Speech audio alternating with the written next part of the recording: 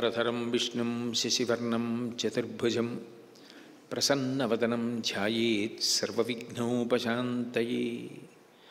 गुरुर्ब्रह्मा गुरुर्विष्णुः गुरुर्देवो महेश्वरः गुरुः साक्षात् परं ब्रह्म तस्मै श्रीगुरवे नमः। व्यासाय विष्णुरूपाय व्यासरूपाय विष्णवे नमो वै ब्रह्मनिधये वासिष्ठाय नमो नमः। कूजन्तं राम रामेति मधुरं मधुराक्षरम् आरुह्य कविताशाखां वन्दे वाल्मीकिकोकिलं।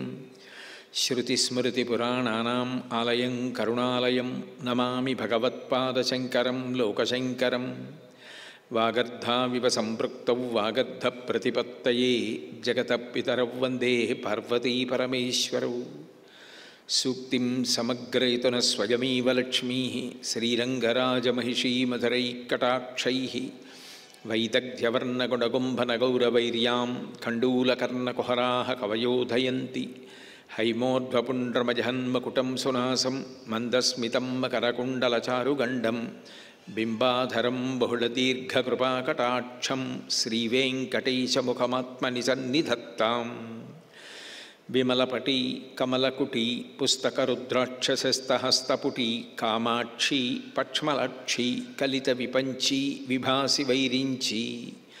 मनोजवं मरुततुल्यवेगं जितेन्द्रियं बुद्धिमतां वरिष्ठं वातात्मजं वनरयूथमुख्यं श्रीरामदूतं शिरसा नमामि। आपदामपहर्तारं दातारं सर्वसम्पदां लोकाभिरामं श्रीरामं भूयो भूयो नमाम्यहम्। हरि ओं। परमेश्वर स्वरूपैన సభకి నమస్కారం. వశిష్ఠ మహర్షి రాజ్యం రాజు లేకుండా ఉండకూడదు కాబట్టి ఇత పూర్వమే దశరథ మహారాజు గారు భరతుణ్ణి యువరాజుగా నిర్ణయించి ఉన్నారు కాబట్టి వెంటనే వేగంగా వెళ్ళగలిగినటువంటి శక్తి కలిగిన దూతల్ని 5గురిని పిలిచి మీరు వెంటనే బయలుదేరి గిరివ్రజపురానికి వెళ్ళి అక్కడ ఉన్న భరతుణ్ణి శత్రుఘ్నుణ్ణి తీసుకురమ్మని చెప్పాడు. ఆ మాట మేరకి సిద్ధార్థుడు జయంతుడు విజయుడు అశోకుడు నందనుడు అనబడే 5గురు దూతలు కూడా చాలా వేగంగా ప్రయాణం చేసి గిరివ్రజపురాన్ని చేరుకున్నారు. వాళ్ళు ఏ రోజునైతే గిరివ్రజపురానికి చేరుకున్నారో ఆ రోజే భరతుడికి దుస్వప్నం వచ్చింది. ఆ దుస్వప్నం చేత మనసంతా చాలా ఆందోళనగా ఉంది ఆయనకి. ఎక్కడ ప్రశాంతత లేకుండా అస్థిమితంగా ప్రవర్తిస్తున్నటువంటి భరతుడికి మనశ్శాంతి కల్పించడం కోసం ఆయన మిత్రులందరూ కూడా వేరువేరు కార్యక్రమాలు చేపట్టారు.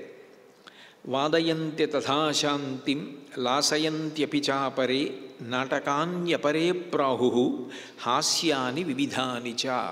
కొంతమంది వీణ మృదంగము ఇటువంటి వాద్యములను మ్రోగించారు. కొంతమంది మంచి మంచి నాటకాలు ప్రదర్శించి చూపించారు. కొంతమంది హాస్యస్ఫోరకమైన ప్రసంగాలు చేశారు. ఎన్ని చేసినప్పటికీ కూడా భరతుని యొక్క మనసులో ఆందోళన ఉపశమించలేదు. అప్పుడు భరతుడికి బాగా దగ్గరగా ఉండే ఒక మిత్రుడు వెళ్ళి, ఇవాళ నువ్వు ఉదయం నుంచి కూడా అస్థిమితంగా ఉన్నావు, చాలా ఆందోళనతో ఉన్నావు, అది నీ ముఖంలో ప్రస్ఫుటంగా కనపడుతోంది. నీకు ప్రశాంతత కల్పించాలని మేము ఎన్నో కార్యక్రమాలు నిర్వర్తించి ప్రయత్నించాం, అయినా నువ్వెందుకో మనశ్శాంతిగా లేవు. ఎందువలన ఇట్లా మనశ్శాంతిగా లేవు, కారణం చెప్పవలసింది అని అడిగాడు. శ్రీరామాయణాన్ని పరిశీలిస్తే ఈ శకున శాస్త్రం అనేది చాలా బలంగా కనపడుతుంది. అంటే శాస్త్రము లేదు అని చెప్పడం తప్పు. శాస్త్రము ఉన్నా మనం చెప్పలేకపోతే మన సమర్థత లోపించింది అని చెప్పవలసి ఉంటుంది. ఒక వైద్యుడు సరిగ్గా వైద్యం చేయలేకపోయాడనుకోండి, అనారోగ్యాన్ని పట్టుకోలేకపోయాడనుకోండి, దానికి తగిన ఔషధాన్ని ఇవ్వలేకపోయాడనుకోండి, వైద్యశాస్త్రమే తప్పు అనకూడదు. ఆ వైద్యుడు వైద్యశాస్త్రాన్ని చదువుకున్న దాన్ని ఆ వ్యక్తికి వచ్చిన రోగానికి అన్వయం చేసి మందివ్వడంలో సరి అయిన ప్రజ్ఞని కనబరచలేకపోయాడు అనవలసి ఉంటుంది. అది వ్యక్తి దోషమేమో కానీ శాస్త్రదోషం కాదు. అవి శాస్త్రాలు కాకపోతే, అవేవి అసలు మనుగడలో ఉన్నవి కాకపోతే, అనుష్ఠించవలసినవి కాకపోతే రామాయణాది కావ్యాలలో ఋషిప్రోక్తమై ఇవన్నీ రావు. కాబట్టి వాస్తు కానీ శకున శాస్త్రం కానీ ఇవన్నీ ఉన్నవే. అందుకే నిన్న రాముడంతటి వాడు పర్ణశాల కట్టుకున్నప్పుడు కర్తవ్యే వాస్తుశమనం సౌమిత్రే చిరజీవి అన్నాడు.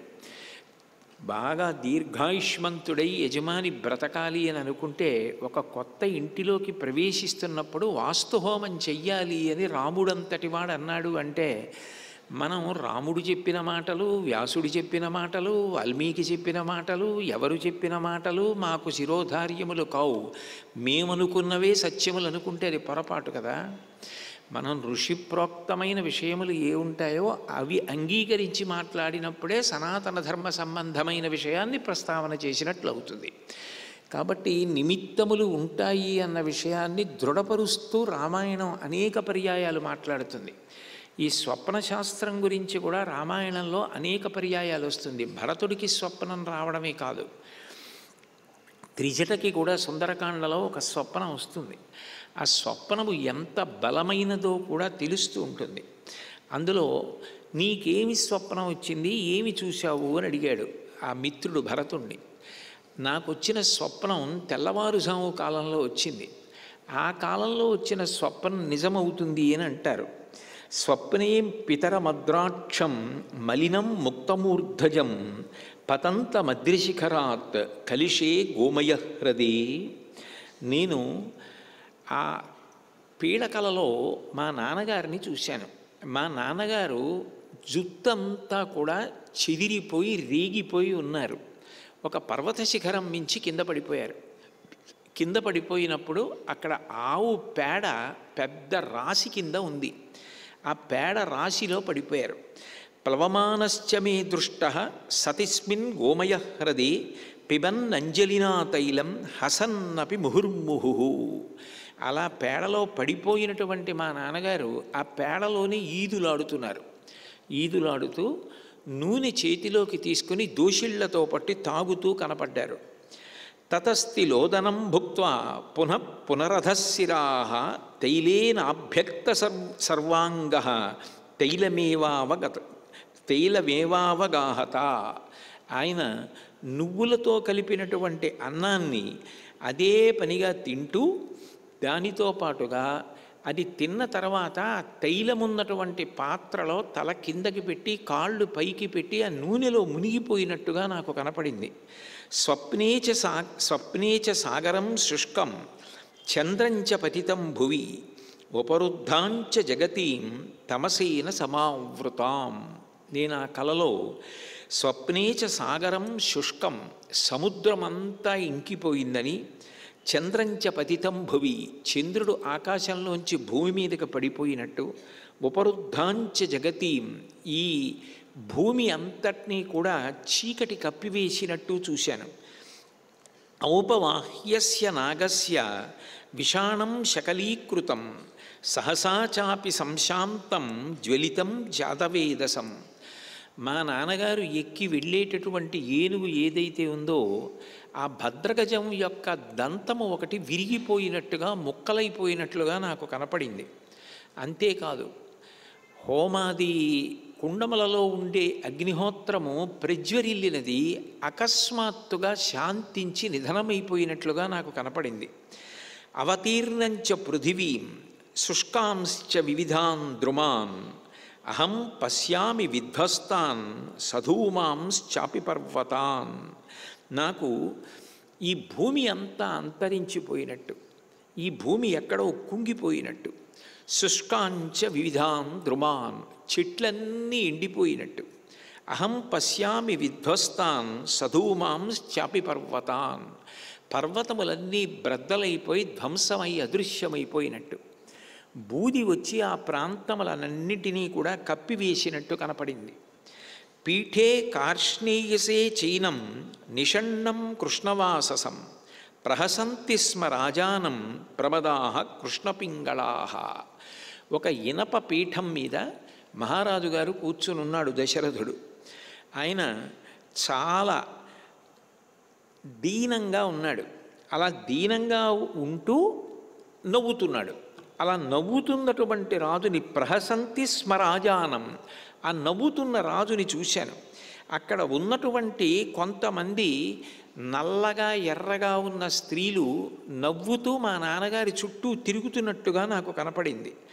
త్వరమాణశ్చ ధర్మాత్మ రక్తమాల్యానులేపన రథేన కరయుక్తేన ప్రయాతో దక్షిణాముఖ. ఆయన ఎర్రటి మాలలు వేసుకొని ఎర్రటి చందనాన్ని ఒంటి నిండా అలదుకొని గాడిదలతో పూంచబడినటువంటి రథాన్ని అధిరోహించి దక్షిణాభిముఖంగా వెళ్ళిపోతున్నట్లు నాకు కలలో కనపడింది.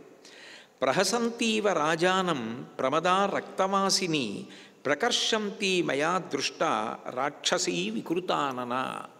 వికృతమైనటువంటి ముఖం కలిగిన ఒక రాక్షసి ఎర్రటి బట్టలు కట్టుకున్నదై మా నాన్నగారిని చూసి నవ్వుతూ ఆయన్ని లాగుతున్నట్లుగా నాకు కనపడింది.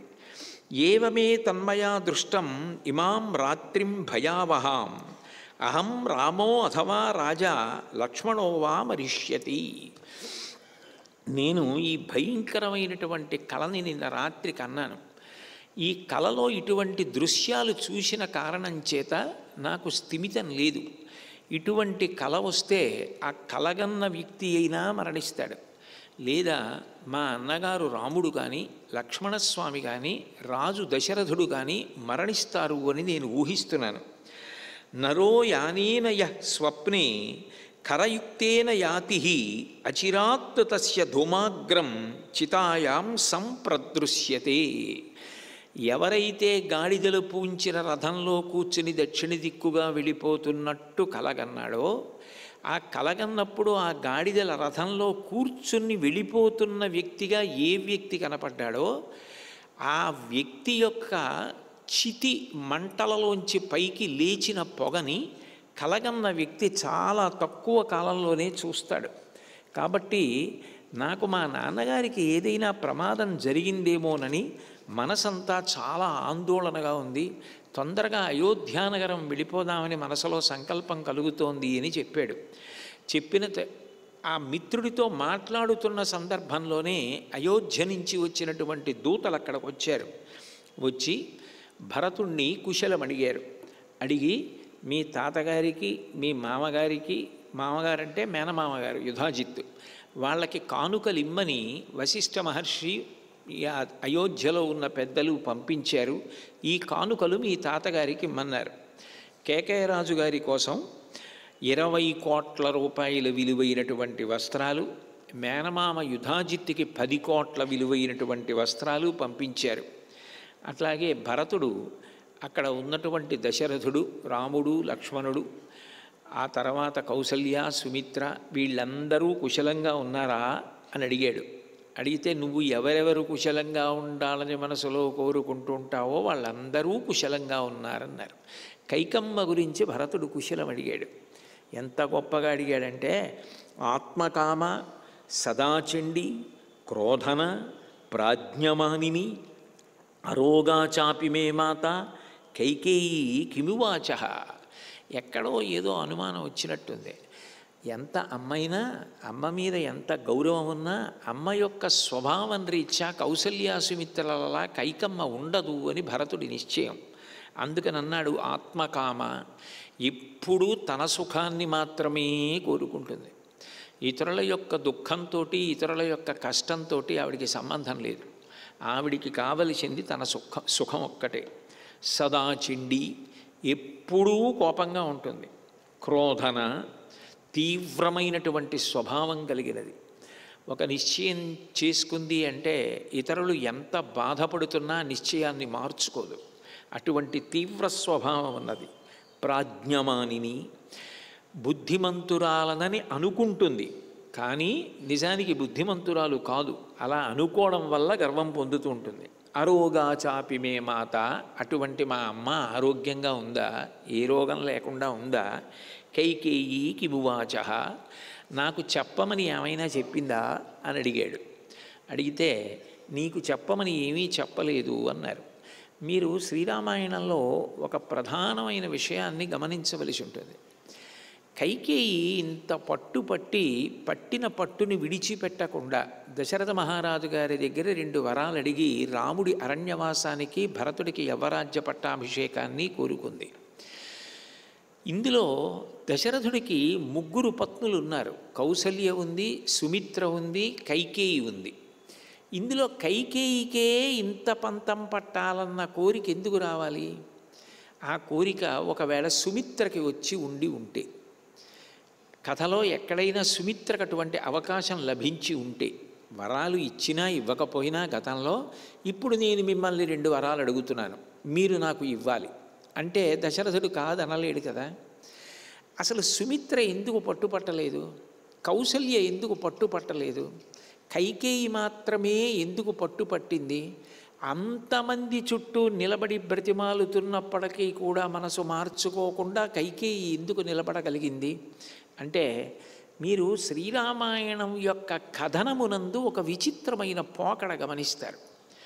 రామాయణ కావ్యం ఎప్పుడైనా ఇక్కడతో అయిపోతుంది అని మీరు అనుకుంటే, అంటే మొట్టమొదటిసారి మీరు రామాయణం చదువుతున్నారనుకోండి, ఇక్కడతో రామాయణం అయిపోతుంది ఇంకా అని మీరు అనుకున్నారనుకోండి, ఒక స్త్రీ రామాయణం ఇంకా ముందుకెళ్ళేటట్లు చేస్తుంది. ఎందుకనంటే నిజానికి సీతారామ కళ్యాణం అయిపోయింది.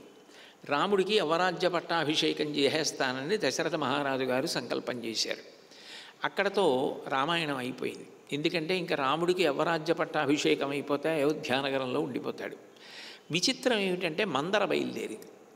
మందర చెప్పిన మాటలు విని కైకమ్మ వరాలు అడిగింది. రామాయణం ముందుకెళ్ళింది. ఆ ముందుకెళ్ళిన రామాయణం ఎక్కడి వరకు వెళ్ళిపోయింది అంటే, సీతారాములు అరణ్యవాసానికి వెళ్ళిపోయారు. 14 ఏళ్లలో చాలా భాగం పూర్తయిపోయింది. ఇంకొక ఏడాది దగ్గర మిగిలింది. పూర్తి చేసేసుకుని సీతారాములు వెనక్కి వచ్చేస్తారు. ఆ వెనక్కి వచ్చేసే సమయంలో శూర్పణఖ రాముని యొక్క యుద్ధాన్ని చూసి మోహించి రావణాసురుడి దగ్గరికి వెళ్ళి, నువ్వు సీతమ్మను అపహరించి తీసుకురా అని చెప్పింది. శూర్పణఖ మాటల తలకెక్కిన రావణాసురుడు సీతాపహరణం చేశాడు. రామాయణం మళ్ళీ ముందుకెళ్ళింది. రాముడు రావణాసుర సంహారం చేయవలసి వచ్చింది. ఇలా ముందుకెళ్ళిన తర్వాత ఒక స్థితికి వెళ్ళేటప్పటికీ సీతమ్మ, ఇక నేను ఈ రాక్షస స్త్రీల మధ్య ఉండడం అనవసరం, నేను మరణిద్దామని నిశ్చయించేసుకునే సమయంలో త్రిజట తన స్వప్నాన్ని చెప్పింది. రామాయణం మళ్ళీ ముందుకెళ్ళింది. అట్లా ముందుకెళ్ళినటువంటి రామాయణం ఒక స్థితికి వెళ్ళిన తర్వాత మళ్ళీ ఏమవుతుందో అన్న అనుమానం వచ్చింది. ఎందుకని అంటే, రావణాసురుడు ఈ సీతమ్మ నా మాట వింటలేదు, ఈమెను సంహరించి నా ఉదయ పలహారంలో భోజనంగా చేసేస్తానని ఖడ్గం పైకెత్తి ఆవిడ మీదకి వెళ్ళాడు. నిజంగా ఆవిడ్ని చంపగలడా వేరు విషయం, ఏం జరిగేదో, ఆవిడ తన పాతివ్రత్యం చేత రావణాసురుడిని భస్మం చేసేదా, ఏమయ్యేది మనకి తెలియదు. కానీ ధాన్యమాలిని అని రావణాసురుడి భార్య బయలుదేరి రావణాసురుడికి శాంతి కల్పించి లోపలికి పంపించేసింది. మళ్ళీ రామాయణం ముందుకెళ్ళింది. మీరు ఎక్కడెక్కడ రామాయణం అయిపోతుంది ఇంకా అని మీరు ఉత్కంఠ పొందుతారో అంటే, మీరు మొట్టమొదటిసారి రామాయణాన్ని చదువుతున్నప్పుడు, ఇదేమిటి ఇంకా రామాయణం అయిపోతుంది కదా, ఇంకా రామాయణం ముందుకు ఎలా పెడుతుంది, ఇంకా ఇన్ని గ్రంథాలు ఉన్నాయి, పక్కన ఇన్ని కాండలు ఉన్నాయి, మరి ఇక్కడే కథ అయిపోతున్నట్టుగా కనిపిస్తోంది అనుకున్నప్పుడు ఒక స్త్రీ ప్రవేశించి రామాయణాన్ని ముందుకు తీసుకెడుతుంటుంది. అది కూడా చిత్రం ఏమిటంటే, అది తీసుకువెళ్ళేటప్పుడు ఎవరెవరు ఏ గుణంతో ఉంటారో ఆ గుణాన్ని బట్టి వాళ్ళకి బుద్ధి ప్రచోదనమై కథ నడుస్తుంటుంది. కైకమ్మకి రజోగుణం ఎక్కువ. రజోగుణం ఉన్న వాళ్ళకి విపరీతమైనటువంటి కోరికలు అంటే మీరు ఒకటి బాగా గుర్తుపెట్టుకోవాలి, అవసరములు కోరికలలోకి రావు. నాకు ఒక సొంత ఇల్లు ఉండాలి, నాకు కొడుకు ఉండాలి, నాకు కూతురు ఉండాలి, వాళ్ళు పుట్టకముందు కోరిక, నాకు పెళ్ళి అవ్వాలి, నేను దీర్ఘాయుష్మంతుణ్ణి కావాలి, రోగం లేకుండా బ్రతకాలి, నేను ఉన్నంతకాలం 10 మందికి పెట్టాలి, నేను చెయ్యి చాపి బ్రతకవలసిన అవసరం రాకూడదు, ఆఖరణ అనాయాసంగా నేను వెళ్ళిపోవాలి. ఇటువంటి కోరికలన్నీ కోరికలు అనరు, అవసరములు అంటారు. అవసరము కోరికలోకి రాదు, అవసరము భగవంతుడికి చెప్పచ్చు. అట్లాగే పుణ్య సంబంధమైనటువంటి ఆలోచనలు ఉంటాయి.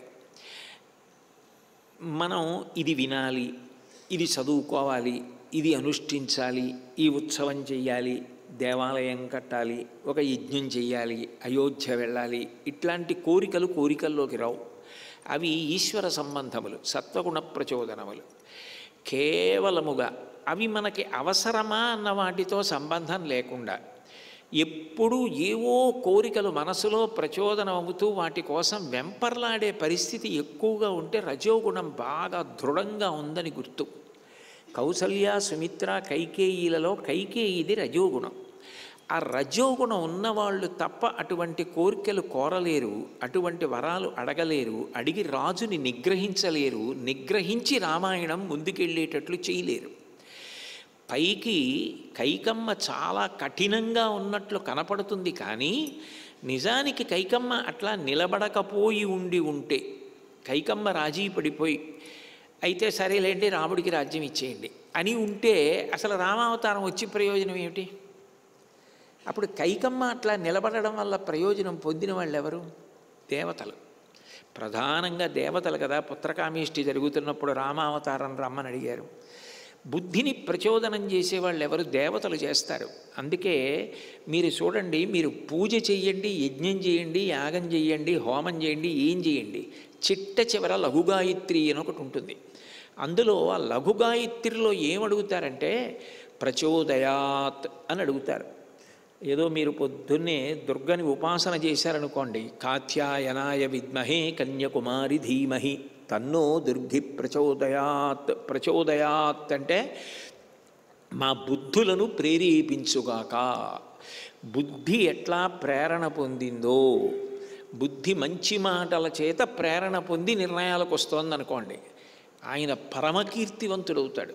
ఎందుకంటే మంచి మంచి సంకల్పములు వస్తాయి. మంచి సంకల్పములు ఆచరణాత్మకమైనప్పుడు మంచి కార్యక్రమములు అవుతాయి. మంచి కార్యక్రమములు మనిషి కీర్తి వహించడానికి, తరించడానికి కారణములవుతాయి. అంటే దేవతలు ఏం చేస్తారు అంటే బుద్ధిని ప్రచోదనం చేస్తారు. పతనమైపోకుండా ఉన్నతంగా ప్రయాణించడానికి వీలుగా బుద్ధిని ప్రచోదనం చేస్తారు. మనిషికొక్కడికే బుద్ధి ఉంది. అందుకే గాయత్రీ మంత్రంలో అన్ని మాటలు ఆ ప్రచోదయాత్ ప్రచోదయాత్ మా బుద్ధులను ప్రేరేపించుగాక, ప్రేరేపించుగాక, ప్రేరేపించుగాక అని అడుగుతారు. ఆ బుద్ధి ప్రేరణ అన్నది దేవతలు చేస్తారు. దేవతలు కైకమ్మని ఎందుకు గట్టిగా పట్టుకున్నారు అంటే రజోగుణము ఎవరి యందు ప్రబలముగా ఉంటుందో వారు మాత్రమే అట్లా కోరికలు కోరి నిలబడగలరు. అయితే ఒక కోణంలో దేవతా కార్యం తీరిందేమో కానీ ఎంత పెద్ద ప్రమాదానికి, ఎంతమంది దుఃఖానికి కారణమైంది అన్నది ఆలోచన చేసినప్పుడు నా వరకు నాకు నేను చేసే పని సంతోషంగా ఉండడం అన్నది ఎప్పుడూ మనిషికి ఉండవలసిన లక్ష్యము కాకూడదు. నేను అనుకున్నది చేశానా లేదా, నేను అనుకున్నది మాట్లాడానా లేదా, అది కాదు.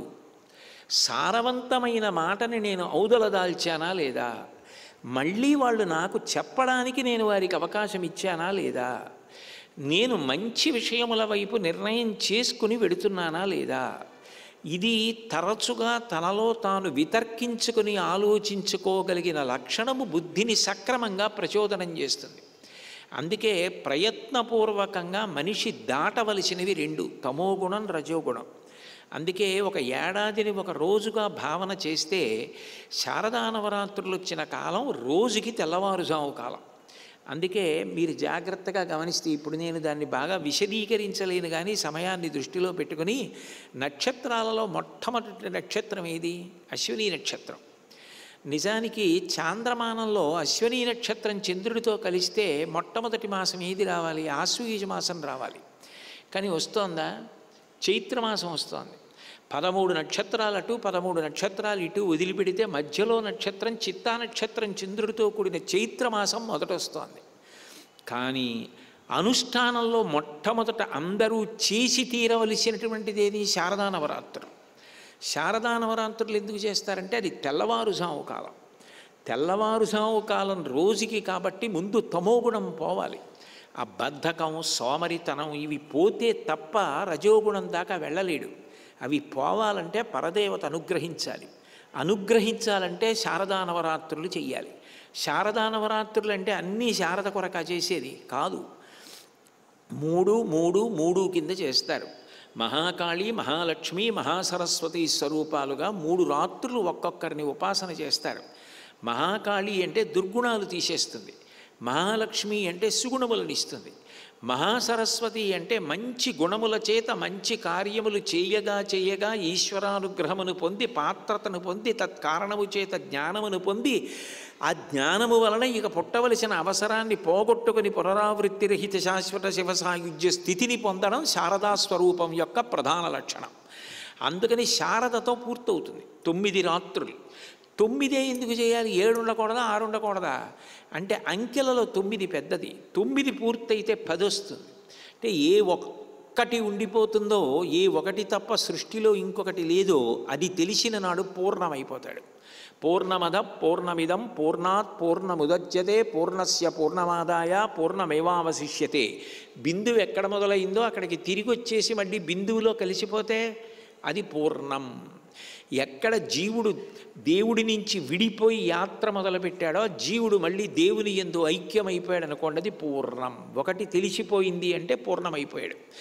అందుకని 9 దాటితే నవరాత్రులు చేస్తే 10వ రోజుకి రథయాత్ర. శారదా నవరాత్రులు చేస్తే విజయదశమి శమీ పూజతో పూర్తయిపోదు.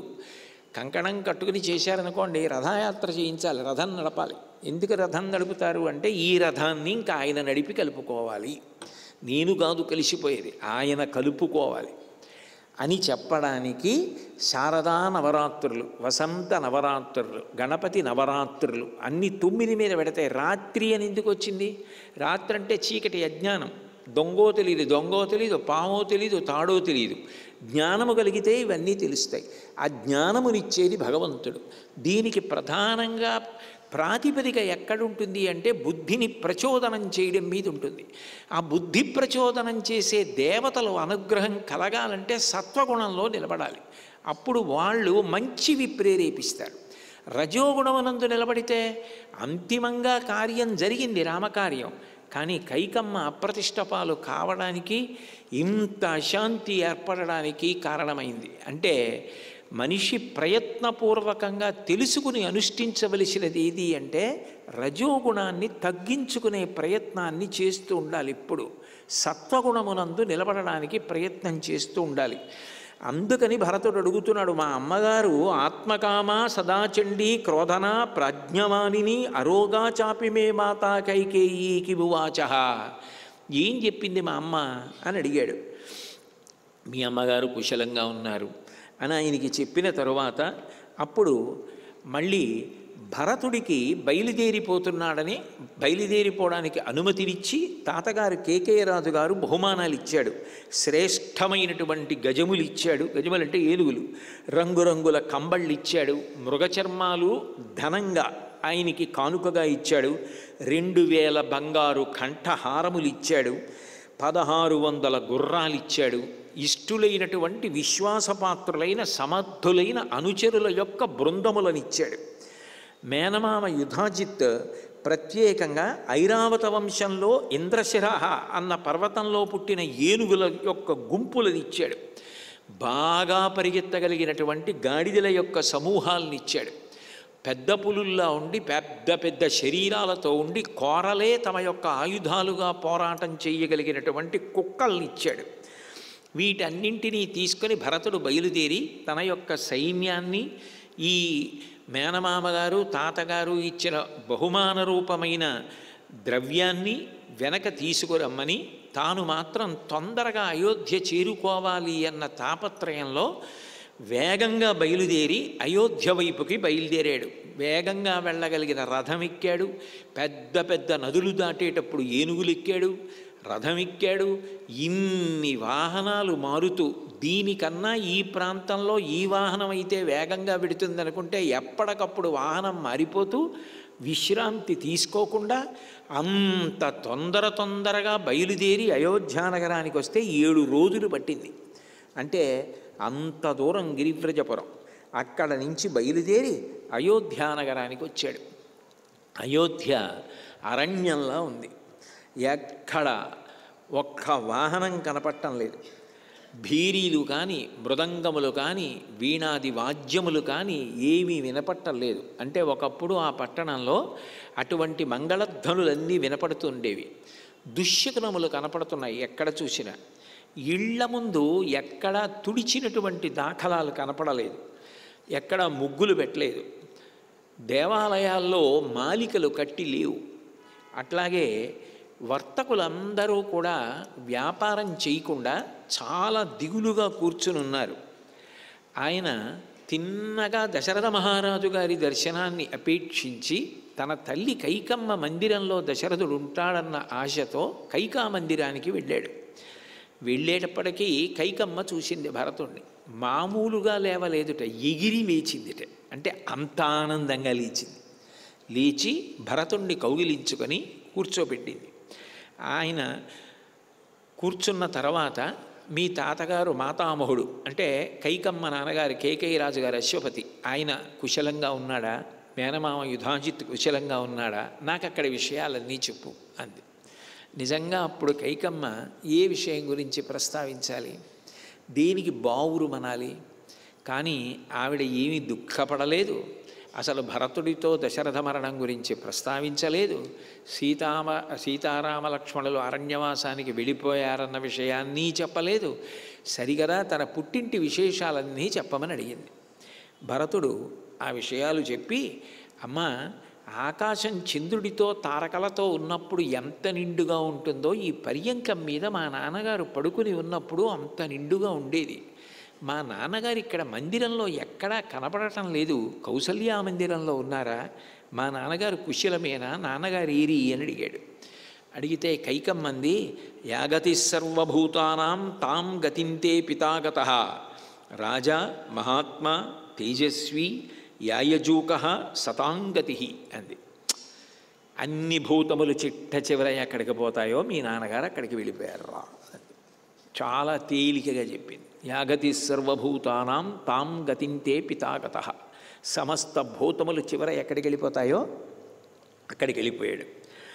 రాజు మహాత్ముడు, తేజస్సు కలిగినవాడు, యజ్ఞములు చేయడంలో ఉత్సాహం ఉన్నవాడు దశరథుడు కాలము చేత గ్రసింపబడ్డాడు అంది. భరతుడు వెంటనే నేల మీద పడిపోయి పుర్లి పుర్లి ఏడ్చి విశేషమైన దుఃఖాన్ని పొందాడు. అప్పుడు కైకమ్మ వచ్చి, ఉత్తిష్టోత్తిష్ట కిం శేషే రాజపుత్ర మహాయశాః త్వద్విధ నహి శోచంతి సంతః సదసి సమ్మతాః. ఏమిట్రా ఇలా ఏడుస్తున్నావు, లే అని రాజపుత్రుడివి, గొప్ప కీర్తివంతుడివి, పైగా విశేషించి సభలలో సన్మానములు పొందడానికి అలవాటు పడిన ప్రాజ్ఞుడైన వాడు ఇట్లా దుఃఖించకూడదు. ఇలా నేల మీద పడి నీ తండ్రి గురించి నువ్వు ఏడవడం బాగులేదు, లేచి స్వస్థత పొంది కూర్చో అంది. అంటే ఆయన అన్నాడు, అసలు తండ్రి దేని వలన మరణించారు? ఆయనకి అంత అకస్మాత్తుగా ఏ వ్యాధి వచ్చింది? రామలక్ష్మణులు ధన్యులు, దగ్గర ఉన్నారు. అంతిమ సమయంలో నాన్నగారిని చూశారు, నాన్నగారికి అంత్యేష్టి సంస్కారం నిర్వహించారు. నేను దురదృష్టవంతుణ్ణి. నేను దశరథుణ్ణి ఆఖరి సమయంలో దగ్గర లేను. ఆ ఆఖరి వేళలో కొడుకు యొక్క తొడ మీద తల పెట్టుకుంటే తండ్రికి 1,00,000 తేళ్లు కరిచినంత బాధ నుండి ఉపశమనం కలుగుతుందిట. ఆ మృత్యు వేదన నుండి అంత ఉపశాంతిని పొందుతాట. ఎందుకంటే ఆత్మావై పుత్రనామాసి అని తన ఆత్మయే పుత్రుడిగా తిరుగుతూ ఉంటుంది కాబట్టి కొడుకు పక్కన ఉండడం, కొడుకు తొడ మీద తల పెట్టుకోవడం అంతటి భాగ్యంగా చెప్తారు. కాబట్టి రామలక్ష్మణులు ధన్యులు.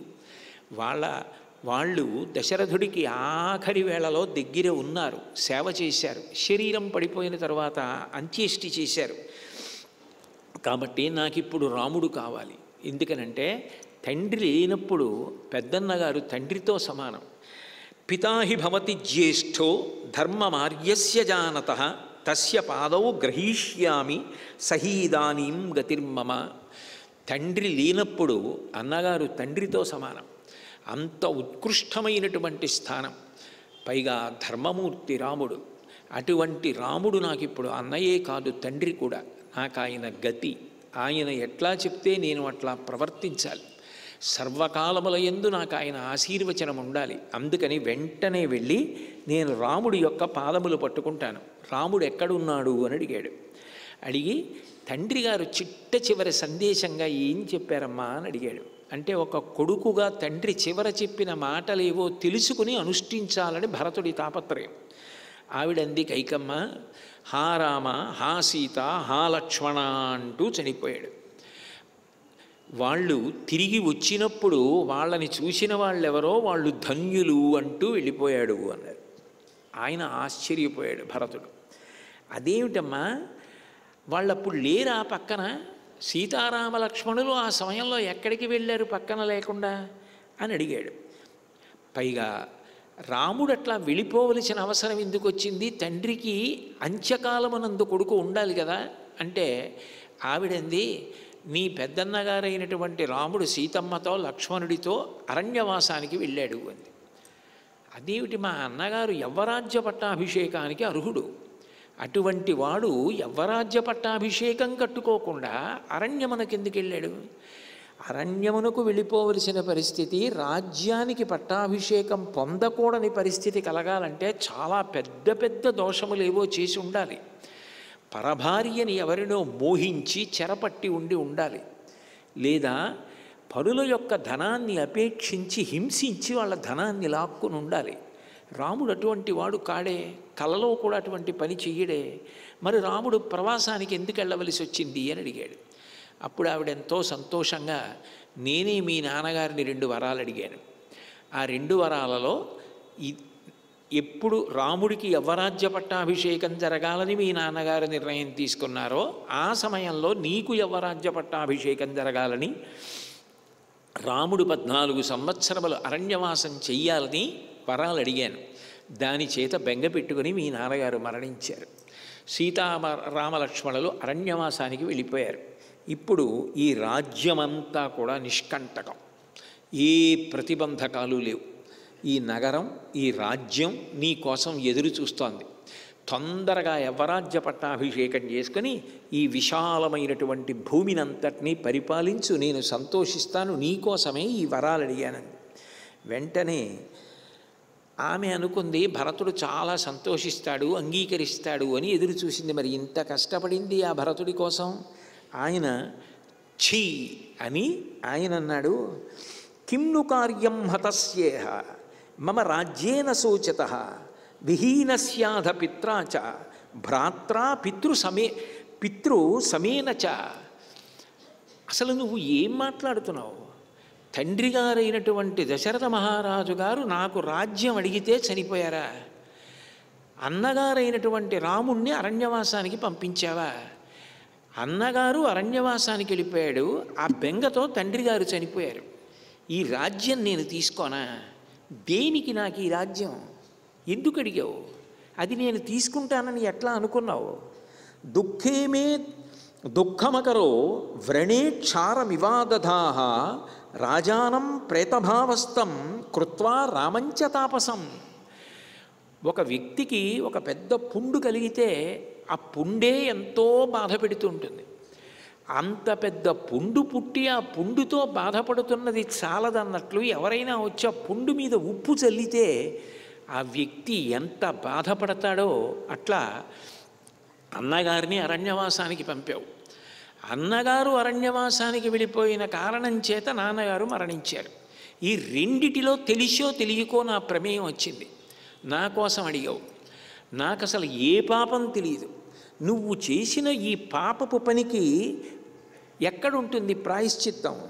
కులస్య త్వమభావాయ కాళరాత్రి వివాగత అంగారముపగుహ్యస్మ సీతామేన అవబుద్ధవాన్. మా నాన్నగారు కాళరాత్రి వంటి దానివి నువ్వు అని తెలియక కొరివిని కౌగిలించుకున్నట్టుగా కాంతినిస్తోంది, బాగుంది అని తెలియక ఎవడో కొరివిని కౌగిలించుకుంటే ఒళ్ళెట్లా కాలిపోతుందో అట్లా నిన్ను భార్యగా తెచ్చుకున్నాడు. ఆయన నీకు భార్యాస్థానం ఇచ్చి గౌరవించాడు. కానీ దాని వలన ఆయనే మరణించవలసినటువంటి పరిస్థితి వచ్చింది. మృత్యుమాపాదితో రాజా తయామే పాపదర్శిని సుఖం పరిహృతం మోహాత్ కులేస్మిన్ కులపాంసని.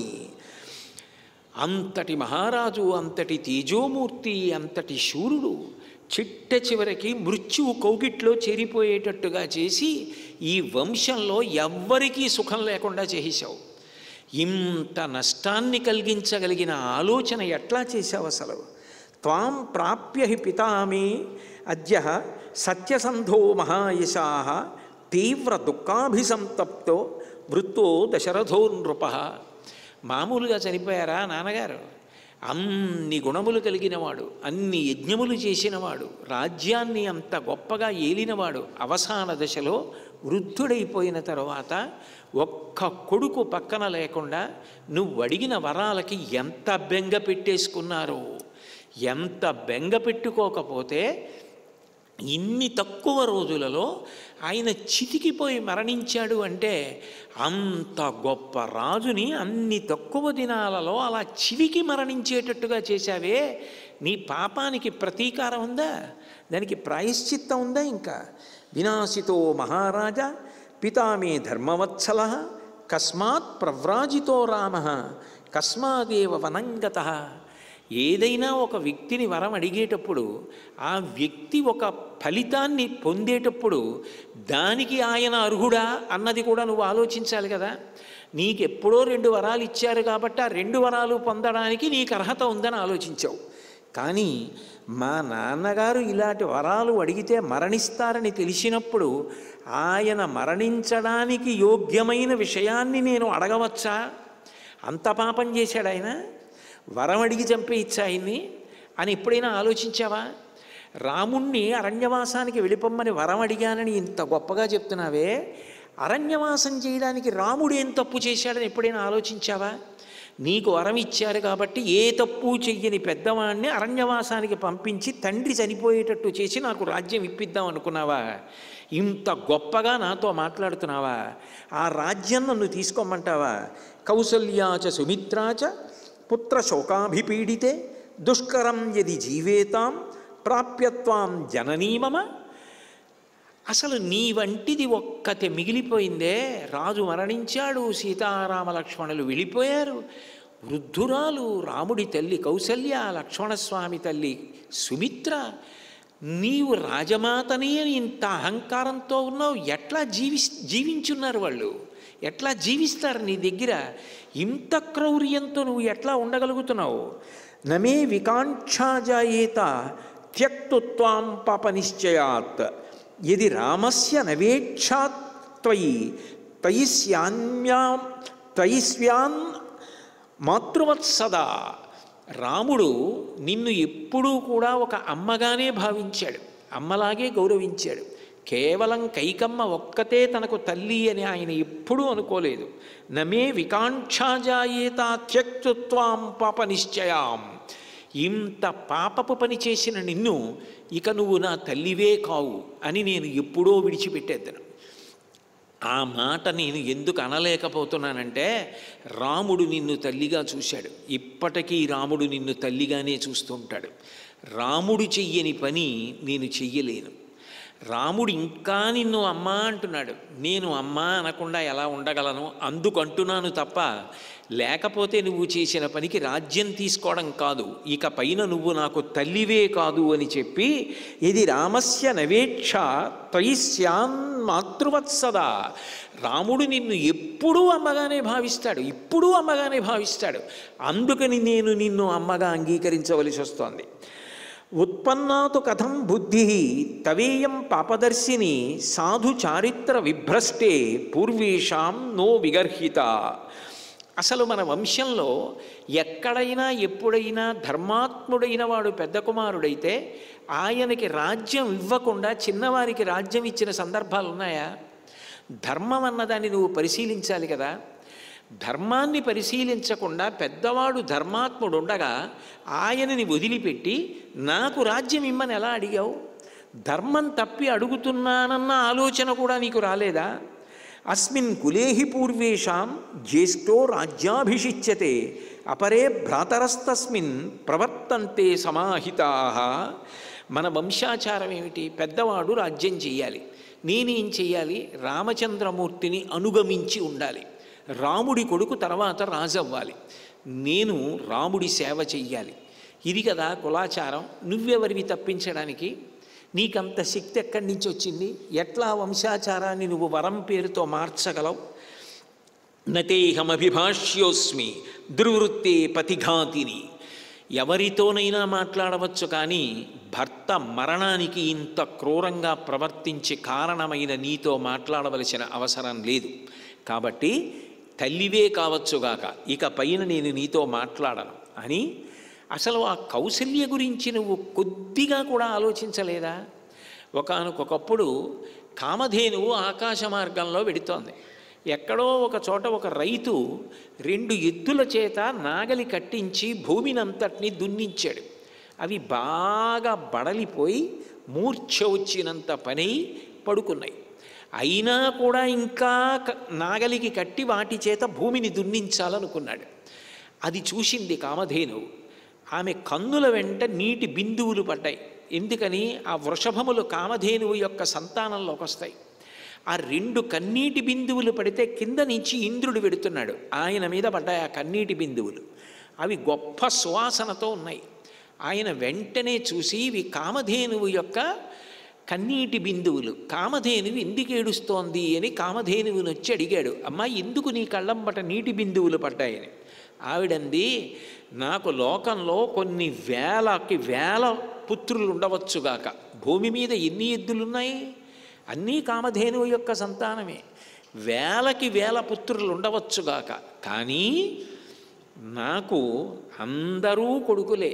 అదిగో అక్కడ 2 కొడుకులు భూమిని దున్ని మూర్ఛపోయినంత స్థితిని పొంది అలిసిపోయి భూమి మీద పడుకుంటే ఆ రైతు వాటితో ఇంకా భూమిని దున్నించాలని ప్రయత్నం చేస్తున్నాడు. వాటి కష్టం చూసి నా మనసు కదిలిపోయి కన్నుల వెంట నీటి బిందువులు పడ్డాయింది. అప్పుడు ఇంద్రుడన్నాడు, తాం దృష్ట్వా రుదతీం శక్రో నసుతాన్ మన్యతే పరం. ఈ లోకంలో కొడుకు కన్నా ప్రియమైనటువంటి వస్తువు తల్లిదండ్రులకు ఇంకొకటి ఉండదన్నమాట. కొడుకు బాధపడితే తల్లిదండ్రులు తట్టుకోలేరన్నమాట. వాళ్ళు బాధపడైనా కొడుకు సంతోషపడితే మనసు సరిపెట్టుకుంటారు, కానీ కొడుకు బాధపడి తాము సంతోషపడడం మాత్రం అంగీకరించలేరు. కొడుకు ఇంత గొప్పవాడా అన్నాడమ్మా ఇంద్రుడు ఆ రోజున. అన్ని లక్షల కొడుకులున్నటువంటి ఒక కామధేనువు 2 కొడుకులు కష్టపడ్డారని ఏడ్చింది. కౌసల్యకి ఒక్కగానొక్క కొడుకు, లేక పుట్టాడు. ఎన్నో యజ్ఞాలు చేసి పుత్రకామేష్టి చేసి అశ్వమేధయాగం చేస్తే పుట్టాడు. సకల సుగుణాభిరాముడు. అటువంటి కొడుకుని 14 ఏళ్ళు అరణ్యవాసానికి పంపించావే, నీ కళ్ళ ముందు ఆ కౌసల్య ఎలా ఏడుస్తోంది? నీకేం బాధ అనిపించలేదా? అయ్యో, ఆమె కూడా తల్లి, నాకు 2 కొడుకులున్నారు, ఒకడికి రాజ్యం అడిగాను, మరి కొడుకు కనపడకపోతే ఆ తల్లి ఏమైపోతుంది, ఆమె ఎంత ఏడుస్తుంది అని అసలు ఎప్పుడైనా ఆలోచించావా? ఇంక అసలు నీతో మాటలు ఏమిటి, నీ వంటి దానితో చర్చ ఏమిటి? నీకు ఏం చెప్తే అర్థం అవుతుంది? నీకు నేను ఒక్క విషయమే చెప్పగలను. సాత్వమగ్నిం ప్రవిశవ స్వయం వా దండకాశ్విన రజ్జుం బధాన వాకంఠే నహితేన్యత్పరాయణం. నువ్వు చేయగలిగింది ఒక్కటే చెయ్యి, అగ్నిలో దూకి చనిపో, లేదా దండకారణ్యానికి నువ్వు వెళ్ళిపో. 3 తాడు కంఠానికి కట్టుకొని ఉరి పోసేసుకో. ఇది తప్ప నీకు వేరు ప్రత్యామ్నాయం లేదు, నీ పాపానికి ప్రాయశ్చిత్తం లేదు. ఇంత ఘోరాన్ని తలపెట్టావా, ఇంతమంది బాధకి కారణమయ్యావా, పైగా అట్లా సంపాదించిన రాజ్యం నన్ను ఏలుకోమంటున్నావా? కలలో కూడా నేను అటువంటి రాజ్యం తీసుకోనని పొర్లి ఏడుస్తున్నాడు. భరతుడు అంత గట్టిగా మాట్లాడుతుంటే ఆయన ఏడుపు ఆయన కంఠం కౌసల్యకి వినపడింది. ఉనికిపోతూ సుమిత్రని పిలిచి, భరతుడు వచ్చినట్టున్నాడు, యవరాజ్య పట్టాభిషేకం కదా, రాజ్యం లభించిందని సంతోషంగా ఉంటాడు, వెళ్ళి ఒక్కసారి భరతుడి యొక్క స్థితిని గమనించి వద్దాం రమ్మని సుమిత్రని ఆసరా తీసుకుని కౌసల్య వచ్చింది. భరతుడు కౌసల్యని చూడగానే వెళ్ళి కాళ్ళ మీద పడి నమస్కారం చేశాడు ఏడుస్తూ. ఆవిడ రాముడు వెళ్ళిపోయాడన్న బాధ, ఈ భరతుడికి యవ్వరాజ్య పట్టాభిషేకం కోసమే కదా కైకమ్మ ఇటువంటి వరాలు అడిగింది, భర్త మరణించాడన్న ఆక్రోశంతో బొడ్డున బంగారం పెట్టుకు పుట్టినవాడివిరా నాయన నువ్వు, నీకోసం మీ అమ్మ 2 వరాలు అడిగింది, రాజ్యం సిద్ధంగా ఉంది, యవరాజ్య పట్టాభిషేకం చేసుకో. నీ అన్నగారు రాముడు అరణ్యవాసానికి వెళ్ళిపోయాడు, తండ్రి గారు దశరథుడు పరలోకగతుడైపోయాడు, ఎవరు ఎట్లా పోతే నీకే, నువ్వు రాజ్య పట్టాభిషేకం చేసుకొని సంతోషాన్ని పొందు అంది. భరతుడు తట్టుకోలేకపోయాడు. బిభర్దీతి భరత అని మహానుభావుడు వశిష్ఠుడు నామకరణం చేసినప్పుడు రాజ్యాన్ని భరిస్తాడు కాబట్టి భరతుడని పెట్టాడు. కానీ రామాయణం చదివితే అనిపిస్తుంది నిందలు భరిస్తాడు కాబట్టి భరతుడయ్యాడేమో అనిపిస్తుంది. పాపం ఆయన మనసులో కించిత్తు కూడా అసలు అటువంటి ఆశే లేదు.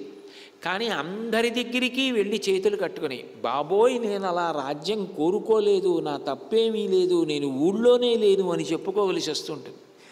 ఆయన ఆ దుఃఖం తట్టుకోలేకపోయాడు. కౌసల్య ఆ మాట అన్నప్పుడు ఆయనకి అది జీర్ణం కాలేదు. ఆయన ఒక ప్రవాహం కింద మాట్లాడేశాడు. మాట్లాడినప్పుడు అనేక ఒట్లు పెట్టేశాడు. ఆ ప్రవాహంలో ఇక దానికి ఏ విధమైనటువంటి ఆపడం అన్నది లేదు. అంత ప్రవాహంగా ఒట్లు పెట్టాడంటే ఎంత దుఃఖంతో ఉన్నాడో అర్థమవుతుంది. కానీ దానికంటూ ఒక ప్రత్యేకత ఉంది ఈ సర్గకి. దేని వలన అంటే అవి తెలుసుకుంటే ఓ ఇటువంటి దారుణమైనటువంటి పనులు మన వలన ఎప్పుడూ జరగకుండా మనం జాగ్రత్త పడాలన్నమాట. కనీసం ఎప్పుడైనా మన ప్రమేయం లేకుండా జరిగిపోతే భగవంతుడి దగ్గర త్రికరణ శుద్ధిగా క్షమాపణ అయినా చెప్పవలసి ఉంటుంది అని మనకు అర్థమవుతుంది.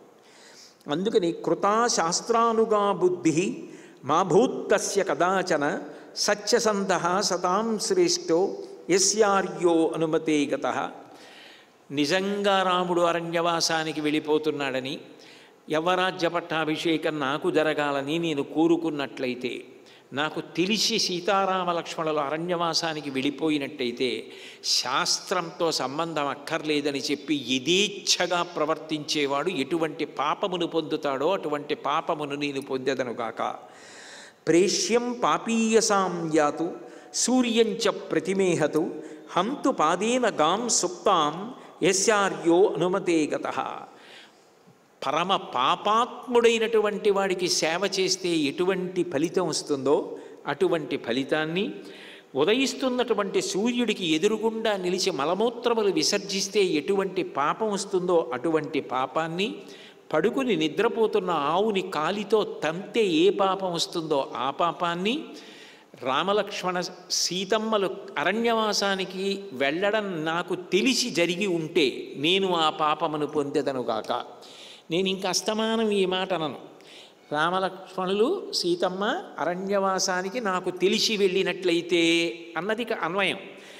అది భరతుడికి తెలిసి జరిగి ఉంటే ఇటువంటి పాపములు నాకు సంక్రమించుగాక అని చెప్తున్నాడు అని అర్థం. మళ్ళీ అస్తస్తమానం ఆ మాట అనక్కర్లేదు.